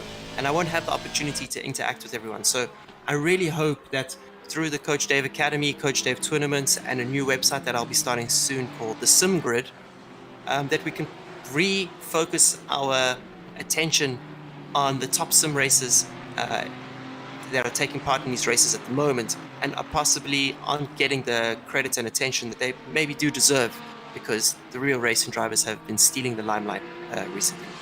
Yeah, certainly. It's great that you want to give that back to everybody as well, and it's not something that everybody does. I'm not going to point any fingers or anything. There's a bit of a moment there with the Audi going down the inside of the Porsche. That was the 911 Porsche of John Doe, and he just about avoided contact there. And we've got the Aston Martin here of Owen Wenlock trying to make his way through, flicking up the sparks all over the place. Him and John are in a fight for position here, and the Audi in the middle is actually just sort of getting in the way of these boys, if anything. But he's trying his best to get through and get out of the way himself. But I believe it's actually... Is it? Yes, it's Jack Noller, actually. So he's trying to unlap himself at this point. Sorry, that was my mistake. I thought he was a lap down and not getting out of the way. But Jack is trying to unlap himself from this Porsche now of John Doe. And this is just... This is mad, because he wants to try and get on the pace. Maybe he's on clapped-out tyres in comparison, because I know that these boys around him have pitted as well. Then he could actually have a big opportunity there to make some progress, and that guy on the used tires will drop back. So, yeah, that's a bit of a tough one from his side, and let's see how he manages to survive. Let's see. So we're on the 44-minute mark, 45 minutes. Let's see how many people still have to do a stop. The leaders will definitely stay out as long as possible. You want to maintain that advantage. I'm watching Rats from my side. He's still pumping in some very, very competitive times. Yeah. And even with a greasy track, I think he's probably the fastest car on track at the moment. Probably a little bit frustrated and angry. It's going to be a bit of a tough one for him to make up some positions from here. But he could also be benefiting from a huge undercut with this kind of pace while the guys in front are still fighting. But if we look ahead, if you jump to the lead, there's 1/10 difference between Gregor Schill and Andre. So let's jump to them and see what's happening now. Yes, this is the rear view from the Lambo, side by side through the top of the hairpin. I thought that Eric wasn't going to get that done then, and he just about kept the overlap. We've got the Porsche that's going to have to get out of the way in a second. That is the number 5 machine, who won his split earlier, actually. It's Lucas Rommel, and he's not having the easiest time of it after winning that split. He's got the leaders now coming up to lap him. But this is a great defensive drive at the moment, and a great attacking drive from Eric Andre. He's just doing awesome to keep the pressure on so much. Thank you everybody, by the way, that is commenting. Oh, and Andre jumps into the pits now. He does go for the undercut. He thinks, right, I'm trying too hard here. I'm going to lose time behind this pesky Lambo. I'm going to get in, get some fresh rubber on, and get back out. Now, we need to keep an eye on Lucas Kreuzer, because he is the top car at the moment that's done the mandatory stop. He was quite a little bit behind in Eric Andre before, so whether he comes out closer to him or further away is yet to be seen, but I think Eric's going to have lost quite a bit of time chasing Gregor down there, because the amount of times he went for a stab at him and then had to sort of get back out of it, maintain his pace so he wasn't in the dirty air, it was it will have been a tough stint for him, wouldn't it? Yeah, but let's see what happens now. I think that Andre pitted early because he saw that back marker potentially slowing him down. So this is actually a prime opportunity. If Gregor Schill gets stuck behind that back marker for even just 1 or 2 corners, those 2 or 3 tenths could mean the difference between exiting the pit lane in the lead or not. So this is going to be very interesting. The next few laps are going to be very telling. Let's keep a close eye on these lap times and see how this is going to unfold, because it's a bit of a shame, but I think that Andre actually really, he thought very quickly on his feet there, pitted at the right time, and I think he's going to achieve a nice little undercut here with Gregor just being delayed slightly by that back marker, even if it was just down the straight. Yeah, that's it. It's every little tenth of a second does count, and especially when you get the clear air. It looks like an Eric's in a nice bit of clear space as well here. He's got a bit of fresh air in front of him. Let's go on board. Yes, look at that. That is exactly what you want to see when you come out from an undercut, isn't it? You just want to have no cars around you, no one pestering you from behind as well that could have been on fresher rubber. We've got a bit of a yellow, it just flashed up as a yellow flag at the top of the screen there. But getting used to these new tyres now, Dave, after coming out of the pits, after lapping for so long on a set of tyres, what's the main thing you need to worry about when you're doing this? Well, that outlap is going to be very important. Your tyres could still be in the ideal operating window, but they're not as good as lap 2 or 3. So you got to hit your apexes, not make any mistakes, and don't think about the leaders. Focus on what you can control focus on what you can control, which is your braking and your entry. Take care of those 2 things, and then the rest of the stuff that you can't control will sort itself out. We have Gregor Schill in the pit lane now, so very importantly, he's going to sit there and wait. He's going to be going, come on, come on, come on, today would be nice. As Eric Andre, for the race lead then, is going to come around these final few corners. Here's the horrible chicane, well, not quite a chicane, the kink on the inside. I wanted to ask you about that actually, Dave, but we'll just watch this battle first. See how Eric gets it set up out the final corner. Around he goes. Let's have a look at Gregor. He's coming out the pit lane at the end. Now, Eric's going to have the car at speed as he comes down here. Whether he's going to make it through into turn 1, we'll have to see. It's going to be close, though. It's closer than I thought. But I think he's going to get it. He's got the momentum down the straight. Oh, but Gregor's still in the lead. He just manages to pull out in front. And it looks like Andre just suffered a little bit either during the pit stop or his outlap wasn't quite as good as Gregor's in-lap. And Gregor manages to maintain the lead. What a drive from him so far. Yeah, well, the net lead, because a couple of guys left to stop from him. Oh, yeah, of course. But, yeah, like you say, great drive to keep the pace as well once an Eric had gone in. Because sometimes when you are actually focusing a little bit on who's chasing you, you're really pushing the car to its limit. And when you're on your own, you may think, oh, mate, maybe you just don't have to brake a little bit too late there, or maybe I can just take it a bit safe here. This lap's going to be vital, though. You know, its first lap back out of the pit lane is going to really, really take care of these tyres, just get them up to temperature properly.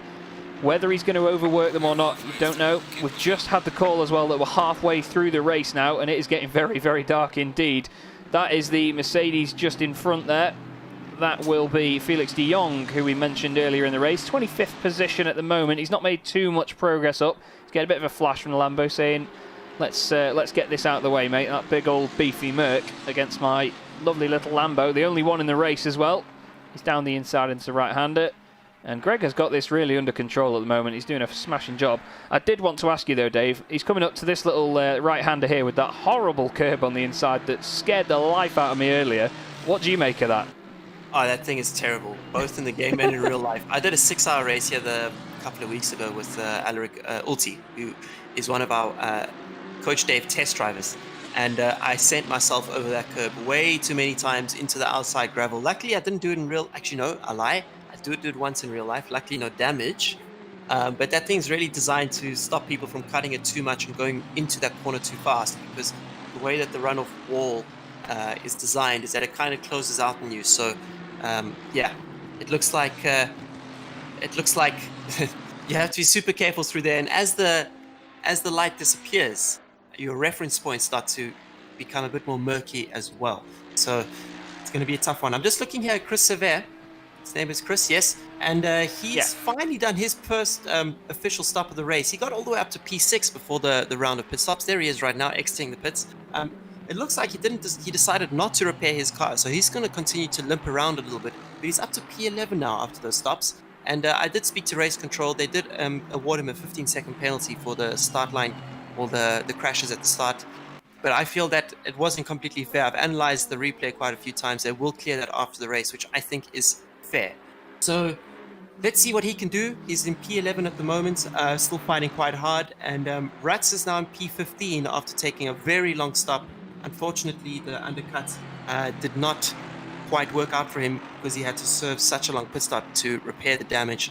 But it's just another character to look out for. If we look now, Jack Noller is still in the lead. He has yet to do his stop. I wonder if he's doing a 60-minute stint now, and then it's going to go for the ultimate sprint at the end of the race. It looks like we're going to be in dry conditions till the end. The track has now evolved to fast conditions. Track wetness seems to have dissipated almost entirely. It's just we've got a cold track, but the ambient temperatures are also low down. So this will be very good for some of the cars which will benefit from colder conditions, hopefully give them a little bit more horsepower for the end of the race. Yeah, it's amazing how there are so many little factors like that to think about in these conditions. You know, with it being not middle of the day, boiling hot sunshine, they've got a greasy track, they've got to really think about the tyres, and now they've got a cool surface as well. You can see the exhaust on the Audi glowing as well. It's beautiful to see. And a little pop and bang on the overrun, that's just one of the... it's a real sort of nerdy thing that I enjoy about motor racing, is backfires and pops and bangs. Tim Novak, by the way, he's doing a smashing job at the moment. He may be 9 seconds off the lead, but he's just sort of made his way up through these guys in the top 10. He's let the pit stops happen around him. And I always use the phrase under the radar, and that certainly describes Tim Novak's performance at the moment. Same with Martin Lorenz as well, as Novak does dive into the pit lane now. Here is Martin Lorenz in the not very subtle Bentley Continental as he flies around the final corner. That is not for position behind him. Nick Rowland is the next car back in the Porsche, the 912 machine, into the final corner. 4th place in the race at the moment, and then it's Ondrej Dedicek in the other Porsche, number 48.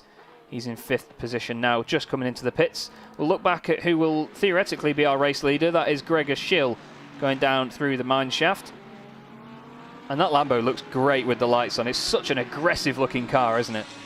Aggressive sounding as well, especially in real life. Oh, yeah. I've been involved in quite a lot of close fights with this car. This is the Team Grasser colors. Grasser Racing were at one point, or for the longest time actually, the official factory entry for Lamborghini when the Huracan GT3 just got launched. Just recently though, it looks like Triple F has taken over the factory entry mantra. But this Grasser car still looks pretty good. This is the one that Mirko Bortolotti drives. It was my teammate in my second ever GT race. We were teammates, or co-drivers rather, in the Lamborghini Super Trofeo when we raced in Malaysia. So now I'm looking here at the lap times. Jack Noller is doing a 43.6. And if we look at Gregor Schill, he's just banged in a 42.6. It's just gone purple on this lap. So wow. The pace is starting to really pick up with the track being faster. The rain has completely gone from the weather forecasts. And it's looking pretty good for him at the moment. Where is Andre? Andre seems to be losing a little bit of pace. He's about a tenth slower on this lap, but he did do a purple sector in Sector 1. So the fight is not over yet, but definitely after these stops, with a little bit less fuel than what they started and a fresh set of tires, the pace has definitely picked up. Things are going to start to get real now. The podium finishes, by the way, are going to win certified alien caps, which I'm only going to give to future podium finishers. And I want it to become almost like a collector's item store that's similar to the Michelin caps that you'd win in real life when you get onto the podium. I would say the same about the Pirelli caps, but you can buy those in store. I knew you were going to say that. Upset me. However, because I've done pretty well at Spa in my life, I can tell you that they don't sell those ones because it says on the side of them. Let me just have a look right quickly. It's got some Spa 24 branding on it. So I want these certified alien caps. If you finish first, you get certified alien, and on the right-hand side, it'll say first. If you finish second, we'll have a second, and third, we'll have a third as well. So these guys, they're going to have to send me the addresses at the end, and don't forget that whoever created that start that crash at the start. I'm going to have to analyze it again. In fact, Michael, I've just given you another job to do. They're going to win the Dirty Dave cap.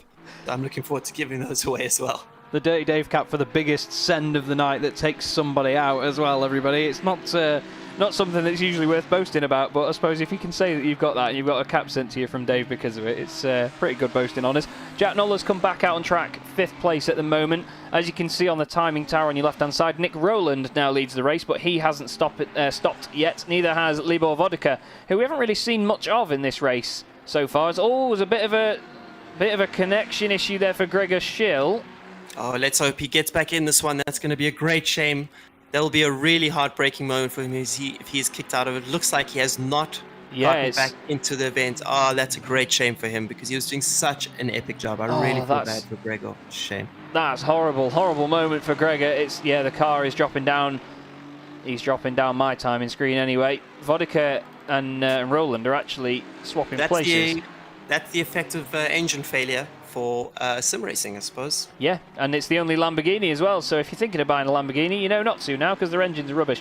Nick Rowland's actually dropped down to 3rd. He's had a bit of an issue on this lap here because Eric Andre and Vodika have both gone past him, and he's not pitted yet, so Eric Andre has inherited the race lead, but that is absolutely devastating though. Out of all people to disconnect, Dave, our race leader, out of everybody. It's a great shame. I think, Gregor, you need to reach out to me at the end of this race and I'll sort you out with a little something because that was not your fault, mate. That's a great shame. And I've been in that situation before in Gran Turismo in particular, leading one of the FIA races, and I got a disconnect and I was raging for days and days. Just so you know, buddy, we were paying attention to you. You got a lot of coverage, and your performance will not be forgotten, which is one of the reasons why we get so angry. It's like all that effort for nothing. Yeah. But it was not for nothing. No, I reflect that massively. D. Yankovic in the chat is saying, commentators curse. Don't blame this on me. Please don't blame this on me, because Gregor Schill will probably get my address somehow, and then that'll be it then. But and Eric Andre then is effectively going to lead the race because Libor Vodika is just in the Ferrari there, 1.1 seconds ahead of him at the moment. The Czech driver doing everything he can, but he's going to be happy to have at least some time in the lead. And Camber Media says he's in Discord absolutely devastated, and I'm not surprised because it's just heartbreaking. But like we say, effective engine failure. That's how we sort of interpret it and put a bit of a storyline to it from this side of things. Harry Spears. I will see if I can drag him into the commentary box and have a chat. Yes, yeah, that's a good idea. Very, very good idea. We'll see whether we can get him in here. One sec. Dave's gone looking for him to see if he can drag him all the way up. As we look now, this is Martin Lorenz in the Bentley, absolutely hauling this thing around. 5th position at the moment. Harry Spears is the next car down on my list, but it's actually Kreuzer in the red Audi there, just behind him. Chris Sievert now up into 7th place. He's really, really flying at the moment, doing a great, great job in the Aston Martin. Of course, he was our pole sitter at the start of this. TFS Frubo says, what happened to Gregor Schill? He just had a bit of a connection issue, mate. He's disconnected from the race, I'm afraid. Really, really horrible to see. We're going to try and get hold of him. I think Dave is at the moment. I can hear him typing furiously saying, come on, come in, mate, we'll have a chat. He is actually muted, and he's got his headphones turned off in Discord by the look of it. So we'll see whether he wants to come in for a chat. Understandably, if not, because, you know, it's a horrible moment to have happen to you. Must be very, very frustrating. But Lucas Kreuzer has now inherited 5th place. Martin Lorenz has gone up into 4th. Tim Novak is now in 3rd after this, so he's done a great job to get up there in the Aston Martin. Jack Noller is 2nd in the Audi with the exhausts glowing away. And just at the back of the top 10, we've got Samuel Ratz there, Dave. He's still up there in the fight despite having to obviously have a pit stop because of the damage earlier. The key in racing is to outlast your competition. Yeah, definitely. Something I can never do. As Ratz now manages, listen to that on the downshift. It's so aggressive. It's awesome. He's got Pedro Melim in 11th place. Someone we've not actually seen on track yet, I won't lie. We are trying to give everybody as much coverage as we can, but we do need to try and focus on some of the battles further up. In terms of the cars that have not pitted, Nick Rowland has apparently not done his stop. I'm pretty sure that Nick came into the pit lane before, but apparently on the left-hand side he has not done his mandatory stop, which is quite interesting. James Pilbeam as well in the 85 Aston Martin. He has not done his pit stop. Just wondering there. I just had a bit of a graphical glitch on my screen. It doesn't seem to have gone through to the stream, so that's always good. Camber says, I've been in races with Chaz. I can confirm that he doesn't outlast his competitors. Yes, that's very true. I actually have footage of Mr. Camber himself hitting the end of the pit wall at Knock Hill, if anybody would like to see it. But we'll leave that for another day. And Eric Andre leads the race then. And to be honest, Dave, he's played this right so far. I mean, he's had it handed to him a little bit in the form of Gregor's disconnect, but he's done everything right on his part. So, you know, there's no sort of fault there, is there really? He's driven a great race. He managed to get quite close to Gregor, have a very close battle as well, without any contact. So really good job from his side, full credit. And that's what you got to do. You know, unfortunately, if someone has an engine failure in front of you, let's call it that, when you get a disconnect, you need to be there to pick up the pieces, which is what he's done. He's had great pace. I mean, even now he's doing 42.8, which is not slow around here. Although, in P2, we've got Jack Noller, who's doing a 42.6 as well. So he could still catch up. Although, if we look at it now, there's about a 13-ish second gap to Andre. Could be that my live timing is a little bit out. But it looks like that it's not over yet. With 27 minutes remaining, we could still have some surprises at the end. Yeah, definitely. And to be fair, Jack Noller has been one of those, I'm going to say it again, under-the-radar performers. He's just been there lap after lap, getting the times in, keeping the pace on par with the leaders. And, I mean, we've just had a comment come in. I was just about to say it as well. Driving in the dark around here is so scary. It may be a really modern... There's the Coach Dave sign. It may be a really modern circuit with completely incredible facilities, but even still, when it gets dark here, because of the oscillation of the track, the blind corners especially, you know, your headlights can't light up a surface if you're going over a hill, can it? It must be terrifying. No, well, that's one of the beauties of a track which has gradients. It's the same at Spa. At night when you race there in real life. For example, Blanchimont, you don't actually see the corner until you turn into it, and it's meant to be easy flat, so it's yeah, pretty scary. Yeah, rather you than me, mate, to be honest. This is Chris Sievert at the moment, or Sievert, however you want to say it. He's doing a smashing job, the American, at the moment. Up into 6th place again. He was our pole sitter, had that incident at the start, and he is really flying as things stand, and I'm very impressed, to be honest, because even though he had that incident at the start, he's kept his nose clean. The Aston looks good as well, and he's just cracking on with it. And as I've said, with a lot of these boys, that is the main thing to do. You just have to go about your own race, not worry too much about the others around you. Sometimes even if you've got a driver behind you that's too aggressive, that's trying to make moves early on, you let them go, don't you, really? I mean, you may be giving up a place for now, but if they're going to be aggressive and go flying off in front, they could then have an incident with somebody else, they could have an issue somewhere. It's very easy to sort of over-assess that situation, isn't it? I think that we see a lot in sim racing, a bit too much, in my opinion, is the classic old rage quit. Yeah. And Seve had every reason to rage quit at the start, but he kept going. And now suddenly he finds himself not only in the top 10, but possibly even a top 5 position. There's a big gap between him and 5th place. But this is something that I would like to see more and more drivers do less of, and that is quitting when they have a bad lap or whatever, and they find themselves further down the grid than they anticipated. I want to see more and more drivers finish these races, because you could actually have a pretty decent recovery up in the end. Even though if you finish a lap down, it's never good to give up. And Chris is a pretty good example of that right now. He's stuck it out. He drove with damage in the first part of the stint. It looks like he's still carrying some of that damage, and has somehow managed to find himself in P6. It's a great effort, and it's a literal reflection right in front of you now. It's a visual thing to see. Do not give up. And that is the reason why. He could have quit, but everything's sort of come his way at the moment. And even if he doesn't get the podium, you know, at a 6th place, he's going to be over the moon with that after what happened at the start. He'll be gutted that he didn't get it from the pole, but incidents happen, and just because you're on pole position, it doesn't mean that you're immune to them, does it? Yeah, absolutely. And it can happen to any of us, and especially in sim racing. It seems to be similar to karting. And in karting, you really do get that situation happening quite a lot. When competitive grids, especially like the European Championships, it's easy to get caught out by something that happens in the middle of the pack. Next thing you're around there with no wheel on. And yeah, so a bit of a tough one. We've got Gregor in the chat, but I need to figure out how to unmute him. Okay. Once I've sorted that out, then we'll be able to chat to him. Okay, well, I think We'll see whether we can get Michael on that, shall we? Because he's the master of the roles. Here he is, actually. Gregor joins us in the chat. Dan, are you there, buddy? Hello. How are you? We're very good, thank you, Gregor. I don't want to ask the question, but how are you feeling right now, buddy? I don't know. I mean, I'm so devastated. I mean, I tried my best and I defended so well, and I don't know. I think we had like one big touch in turn 1 with the current leader, and my engine shut down, and I was so panicking. But I hit the ignite button, turn it on, and then I was still on P1. And then I went to the box, drove out. He was still behind me. I was quite happy, and then I don't know.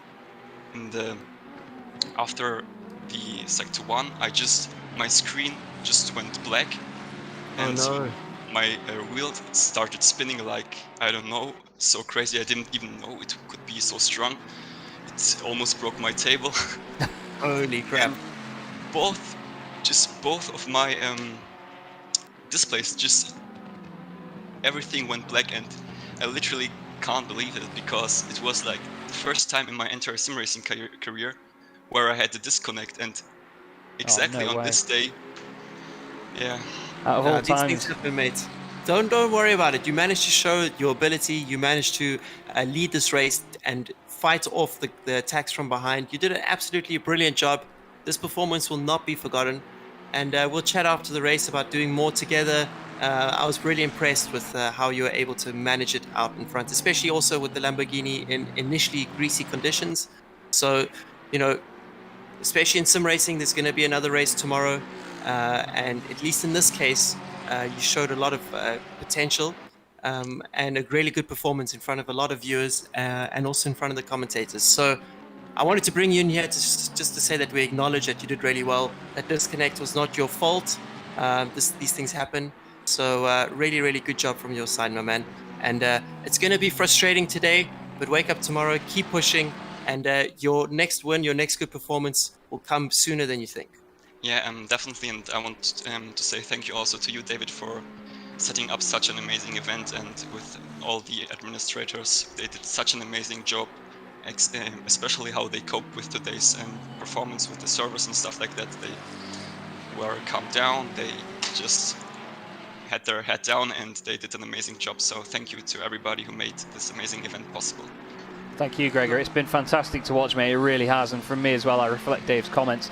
Your performance was untouchable. I mean, and Eric was putting the pressure on, but you just soaked it up so well. And as Dave said, in the Lamborghini of all things as well, he was saying before, it's not really the ideal choice. You were the only one on the grid. We've just set off a bit of a sort of Mexican wave of clap emojis in chat for you as well, because it really does deserve the acknowledgement, mate. And like Dave said, you've just done an amazing job, and I really do hope that you see the positives from it as well. It's such a shame that you've had the disconnect, mate, but keep it up and you'll be happy again with race wins before you know it. I mean, if you would see my t-shirt, man, I was so sweating, and it was so hard to focus. Every time, I think the entire race, he was like under a second behind me, and I knew if I just misbrake turn 1 with like 10 meters, he will get me. So it was such high pressure, but I'm so happy how I did my job. And besides the disconnect, I mean, this can happen also in real life when your engine shuts down. I mean, that's also so frustrating, but literally, guys, the things that you just said, that so many guys cheered my racing, and it just made me so much smile. I mean, it's just more worth than the win today. That's what we're here for, mate. We're not just here for the win. Yeah, the things that you experience on days like today are what will carry you forward. The result itself is not going to be the end of the world, or even the start of a new career. So don't stress too much about it. You did what you could today, my man. We're going to get back to the race. I wish that you were still in it, but don't worry, you did an awesome job today.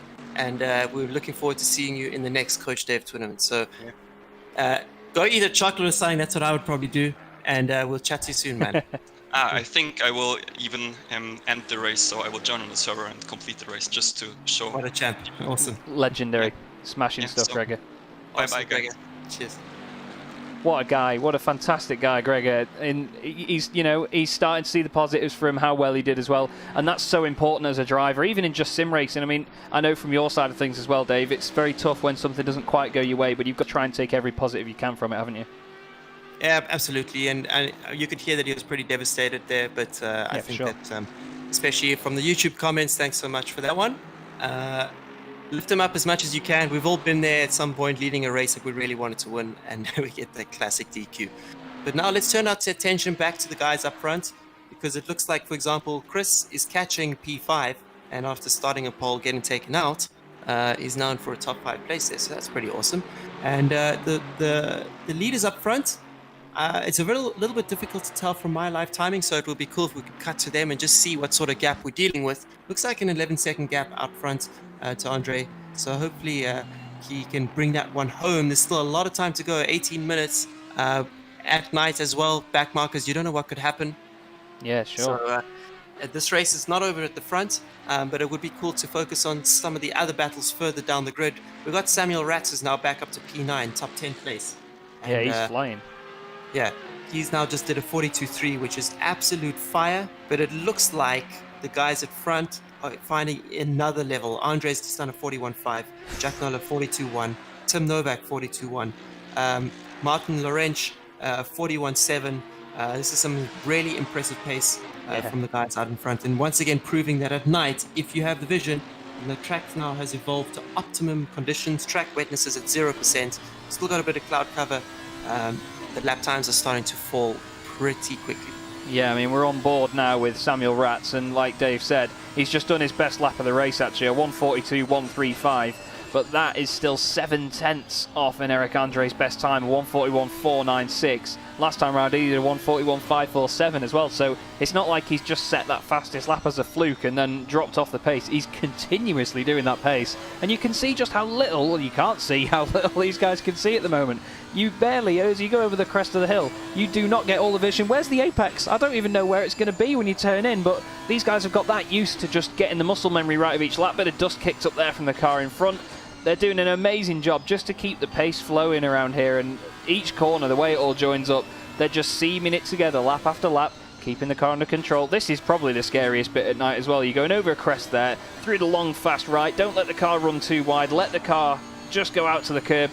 Clip the curb a little bit on the right, and then you go over a crest into a braking zone. You can't even see the apex again. You can see it, yeah. It's just... Oh. But this is very realistic, because in real life, when the lights feel like candles, yeah. It feels like holding 2 candles which are about to go out, and you're having to go around tracks like Kailami, Spa. Well, I've driven quite a few night races, and it's just awesome. I think that they've done a really good job with the graphics. I'm reading here in the YouTube comments that they say, oh, you cannot see anything in the game at night. Well, it's like, yeah, you cannot see anything in real life as well. So. Yeah. I don't know about you, but my eyes don't work in the dark, so yeah, it's just good that they've got it so natural as well. And I mean, we'll have a quick look at the Audi now, the back of it. You'll see the exhaust glowing as he runs down the straight, and that's just another beautiful thing about it, is the fact that the lighting is so spot on. It's not over the top, it's not something out of a movie scene, it's natural, and it just looks spot on, and I'm loving it. I mean, even some of the dust and lens flare on the cameras as well. Assetto Corsa Competizione was always on my list of prettiest sims, but to have first-hand experience with it now through this as well, and see so many different conditions in one race as well, which we're all very grateful for. It's insane how good it looks, and the sounds, and I'll continue to praise it forever, because it really has opened my eyes to it. I think, well, you know Josh Martin as well, Dave. He told me the other day, he was saying, prepare to be amazed as soon as you get in ACC, and he's not wrong. It's absolutely stunning, and we've got a great race going on. 15 minutes to go. And at the moment, Eric Andre is still setting the pace. He's done a 1:41.3 the lap before last as well. So he's still setting purple times in the Aston Martin. And he did a 1:41.6 last time round. The only driver... Actually, that's a lie. Martin Lorenz did a 1:41.5 that time round. A 42.1 as he just crosses the line. Yeah, the pace is cooking. I'm just looking further down the grid, focusing on Errol Verwey in P20. He's having a fight here with Thomas Lastre. Both in Porsches, and they're having an absolute ding-dong. Actually, it's a 3-way fight. Look all at Porsches that. around him. And absolute ding-dong battle here. Pace is also very impressive from all 3 of them. So full credit there. I want to give Errol another shout-out. He's based in the Netherlands. I started to coach him a while back in GD Sports, and I'm going to guess that this is one of his first sort of, let's call it serious big grid races in ACC, and he is not embarrassing himself at all. Just moved up to P19. Having just passed Enrique Vargas. So very impressive stuff there. Well done, buddy.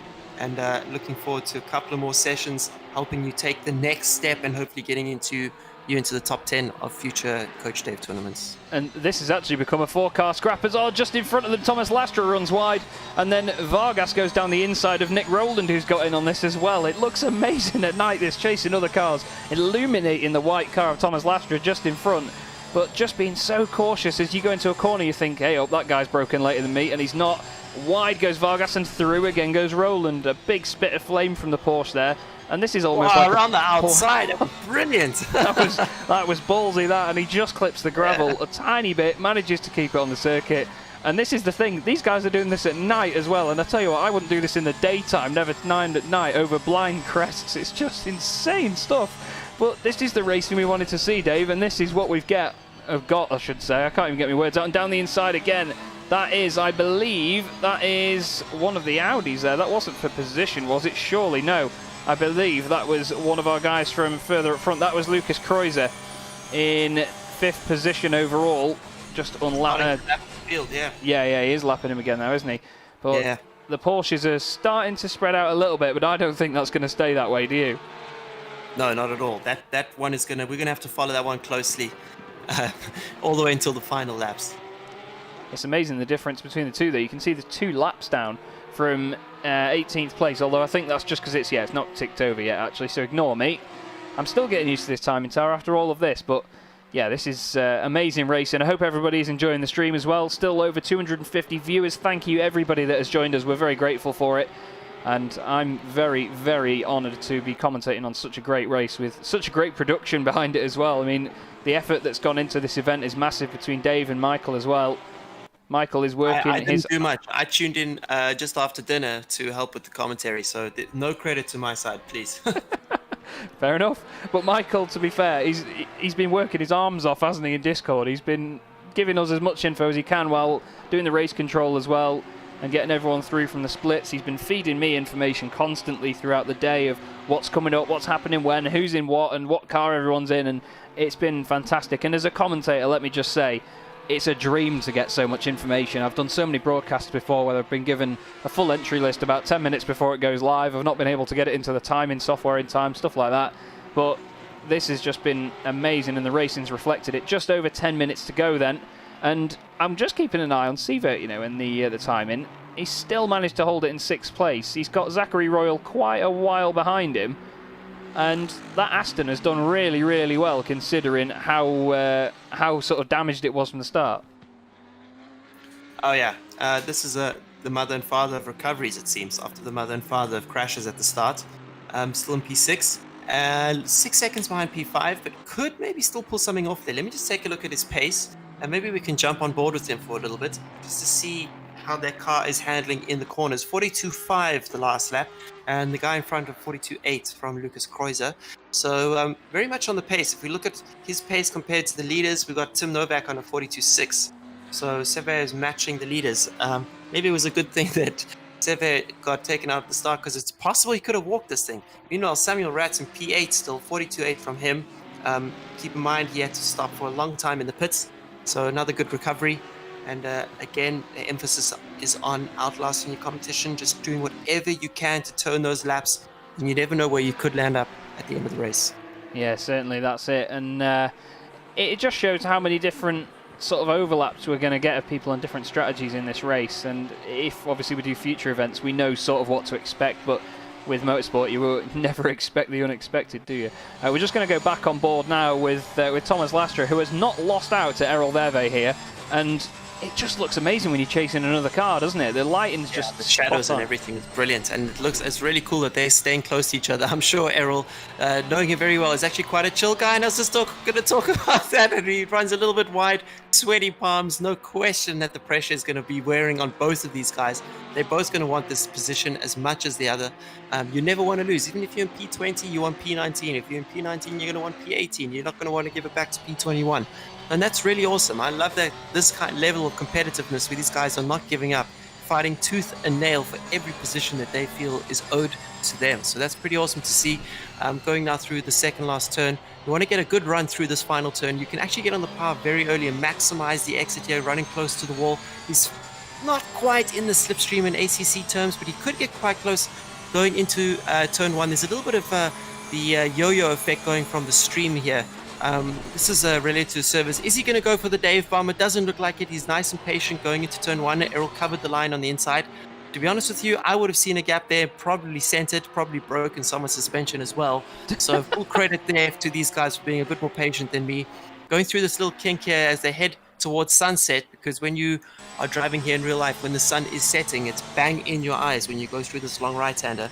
And they seem to be still nose to tail here, effectively. This next left-hander is an overtaking opportunity, but only if the guy in front makes a mistake through sunset. So now he has to wait behind him here, thinking about getting a nice smooth run through the S's, because the next overtaking opportunity on this track is at the hairpin. Errol gets a really nice exit there, though. Nice traction. He needs to keep this together. Misses the apex there slightly, and wow, this is going to be a very close one. And he runs wide a little bit, Lustre, so he's not going to have the opportunity now to get Errol now into this hairpin here, but he could get a run down the mine shaft, provided Errol runs a little bit wide there, but doesn't seem to lose that much time. Mistakes not punishing him as hard as you would think in real life. So that's a good one to see. Keeps everything close and keeps everyone in the fight still as they run down now into the ball, which is, in my opinion, the most difficult corner on the track because it's so easy to run wide and not lock up, but the ABS starts to fire and you get this massive understeer, and also very easy to get track. Oh, he's gone down the inside, he sent it deep. Sorry to cut over you there, Dave, but he really sent it deep. I think there was a bit of contact with the curb from Verve, and it just unsettled the car, and Lastra thought, right, this is my chance, I'm going to do it. I've just noticed as well, you can see at the back of the Porsche, the entire exhaust glowing orange. It looks amazing. You can see just how it runs through under the rear bumper. But Lastra isn't going to get away with this easily, you know. Verve's going to chase him for every ounce that he's got. We'll go on the rear wing and just look back at the chase that's going on now, and whether Lastra can soak up the pressure or not, we'll have to wait and see. Misses the apex a little bit there, runs wide, but that's the thing, on a lot of these corners around here, you can just about get away with it, and he's got a decent run out of that, actually, hasn't he? Yeah, that was a very good exit from there. He managed to keep the rolling momentum up, which is key around high-speed tracks like this. If you miss the apex, it's not the end of the world, provided that you don't just give up on the corner itself. Errol now pushing as hard as he can, exiting sunset in the bumpy area, and just trying to sort of hang on there for dear life. He doesn't want to let Thomas get away.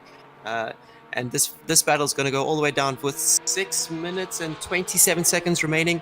A lot is at stake here for these two guys. It's a matter of pride now. They're not going to win much come the end of this event, except the fact that they managed to get one over the other. Definitely. So that's going to be pretty epic. As I think we should switch back to the leader, which we just did here, and very awesome. He's leading now by, I think, about 14 seconds over Jack Nola. Jack is doing 42.5s, and Andres has really picked up the pace. His consistency has been very impressive, now 42.0 that previous lap, whereas everyone else around him seems to be doing 42.5, except for Martin Lorenz on a 41.7. Yeah, Martin's getting some good pace out of that Bentley, isn't he, actually? He's really launching it around. Sending it, yeah. I wonder if he's using a Coach Dave setup. Yeah, so let's see. What else have we got going down the timesheets? We've got Samuel Ratz seems to be stuck in P8. Yeah, I don't know if he's not close to Zachary Royal, is he? He's not really stuck behind anybody. He's just fallen off the pace a little bit. Maybe the tyres going away a little bit. You wouldn't have thought so too much in these conditions, but it's easy to just push it a bit hard in the dark, isn't it? Thinking that the grip's there and overdo it. Yeah, it looks like at the moment. Oh, I'm still stuck with Verve on board. So let me I actually want to switch to the leader now. I want to watch a bit of his lines. He's crossing the start-finish straight now. Completed, or just about to start. It's not clear. No, he's completed 43 laps, starting the 44th with 5 minutes to go. He must truly be getting quite excited now. I hope he needs these pedals, although I'm pretty sure that everyone who entered wanted this set of pedals, which I'm looking forward to giving away. Very nice lines, just seems to be rolling the speed through. His car is very much in one piece, no scratches on it, which is good to see. And now it's just getting up to some back markers. Wants to keep... Oh, that was Gregor right there. Yeah. Yeah, so Gregor, full respect to you for rejoining the track and finishing the race. What an absolute champ. I think our little pep talk definitely helped there. If I was him, I would have probably gone and found a Big Mac somewhere and devoured about 10 of them. But he decided to get back into the race and finish this one off for us, which is really awesome to see. Let's switch to the battle for second and third, and let's see how close it is there. I think there is a gap between the drivers. It looks like a 7-second gap between the two. But between third and fourth, there's something. So Lorenz is closing up on P3. I don't know if he has enough time, 4 minutes to go. Probably 3 laps left in this race. But he is pushing like crazy. So let's just jump in on board it here and see how things are going to unfold between these two guys. This Bentley is absolutely sending it over the curves as they're going to the S's and then heading up towards, I forget the name now, it's the hairpin.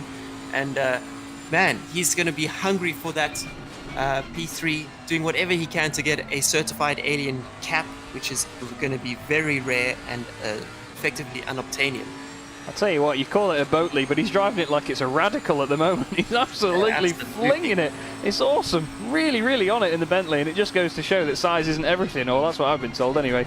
He's getting it slowed down anyway as he chases the Aston, and I see what you mean there about the ball. When you just get it over that crest, you think, oh, I can get on the power now, but the curb it curves outwards towards you, doesn't it? And you can so easily clip it and go over the top with it. And you can visually see that he's starting to close in now. So the gap at the last sector was just under 1.5 seconds, 1.498 to be exact. Let's see what it is when they cross the line now. He's got it down to 1.398, so it's only a tenth, but it visually looks like he's catching him. You can tell just by the body language of how the car is bouncing around over the curves, just how he's really sending it. Listen to the downshifts. He's so aggressive on it, on the brakes. And this Bentley is on an absolute mission. I live about half a mile from the Bentley factory, so I mean, if they were watching this, they'd probably be pretty impressed with it, thinking, God, our car's even quick in a sim as well. Sparks everywhere. But this he's peddling it. He's peddling it. He really is. One of Cheshire's finest is absolutely being sent around Kyle Army now. And Lorenz is going to do a cracking job if he can catch up to the Aston. Novak is going to be watching his mirrors and just trying to keep his cool at this point. Nola, though, it has to be said, he's done everything right so far. A very, very nice, calm performance into second place. He was in third before, obviously, watching the first two and waiting for his opportunity, and he didn't really need to gain that extra place. He hasn't quite got towards the win, but he's the prime example of at the moment of what we said earlier about just getting on with your own race, isn't he? Yeah, absolutely. If this was a championship, he'd be scooping up the points, which is very important. Yeah. Did a great job and stayed out of trouble. I mean, I haven't actually taken a look at his car directly to see if there's any scratches on it, but really good job from him to be on the podium so far with 1:32 remaining. It looks like Andre could possibly, if he slows down a little bit on this final lap. Oh, there's a car around there. We just had a Porsche backwards in the middle of the circuit there. Not quite sure which one that was. I'm just trying to have a look down the order. 17-second gap. If I was Andre, I would slow down a little bit on this lap to guarantee that it's the final lap for me of this race. Let's cut to him. I think he deserves all the coverage he can get in his final few moments on track, and we'll still have time to focus on this battle between Novak and Lawrence, which I'll keep an eye on while we cut to the leader, who seems to be just bringing it home around the corners, nice and smooth as he exits Sunset. He's approaching some back markers. If I was him, I would be slowing it way down. Don't want to get involved in their fight. Yeah, and definitely. Guaranteeing the win.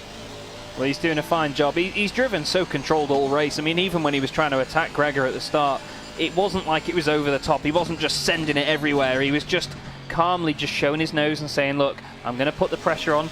Don't you worry. I'm going to still be here when you come out of this corner as well as when you go into it, mate.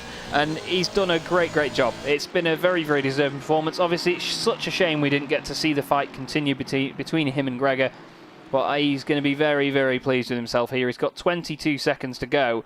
And I think this will be the moment where he sees that time ticking down and thinks, yeah, I can really slow it down there. We've got a bit of a battle going on in front of him. Hopefully nothing comes of that. He's not thinking about that, Rana. He wants to kill everyone. And, with 13 seconds remaining, he should just slow this one down. But it looks like he's going to try and complete another lap. Is it? Slow it down there, buddy. He's flashing the lights. He's done it. And there is your winner. And Eric Andre takes the win. Brilliant job from him. As we quickly cut back to the podium fight, Nola's going to take a comfortable P2, but P3 and P4 are still fighting, and Lawrence is right behind Novak as they go into the final corner. He tried to go down the inside. He thought about it, but just wasn't close enough, and it's going to be Novak to bring it from P3, and what a drive from both of these guys. Fantastic job.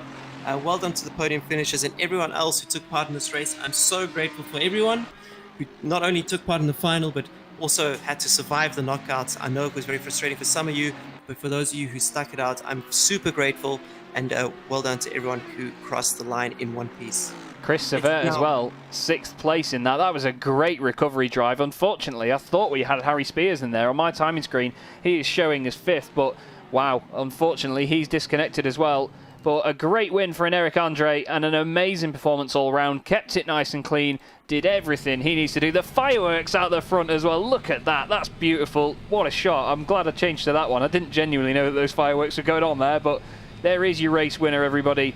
A very deserving and Eric Andre. Clap emojis in chat, please. Muster Alaba says Chaz Draycott is a keeper. Thank you very much. I really am. I'm glad that you've all enjoyed the commentary. It's been great to do. It's my first Assetto Corsa Competizione broadcast, and this has been so much fun. Thank you, Dave, obviously, for getting me in, mate. I've appreciated this massively, and what a race to do it on as well. There was so much going on all the way through there. That was insane, wasn't it? It was absolutely brilliant. I'm so happy to see that we got some close racing. The quality was actually very high. I know we had a bit of chaos at the start, but I'm yet to see a sim race that does not have that kind of chaos at the start, to be honest with you. We could have maybe done the ghosting, but I wasn't a fan of that. So I'm really happy with how things turned out. You did a great job, Chaz. Thank you. I'm looking forward to doing more in the future with you. And also, again, thanks to everyone who tuned in. You guys are absolute legends. Please give this one a like before you tune out. And yeah, I'm looking forward to commentating on more of these in the future. But to be honest with you, I was kind of missing driving on this one. I just don't know if I'm legally allowed to do that when I'm the one giving out the prizes. Well, I'm with you on that. I would have loved to jump in and get out there with them, but I mean, you know me, I love this sort of stuff. This is what I live for, the commentary side. You get to see every bit of action on track, and we've had a hell of a lot of it in this one. I'm sure everybody will agree. Thank you, everybody that has tuned in to see. We're just going to see at the end whether we can get a couple of drivers in, maybe for a bit of an interview. We have set up an interview booth in the Discord channel. We'll just let some of these guys pull in. There is your race winner, and Eric Andre pulling into the pit lane now. Yeah, Michael, if you get a chance, can you please give him some rights to activate to enter the tournament interview section, and then we'll see if we can ask them a couple of questions from the podium winners.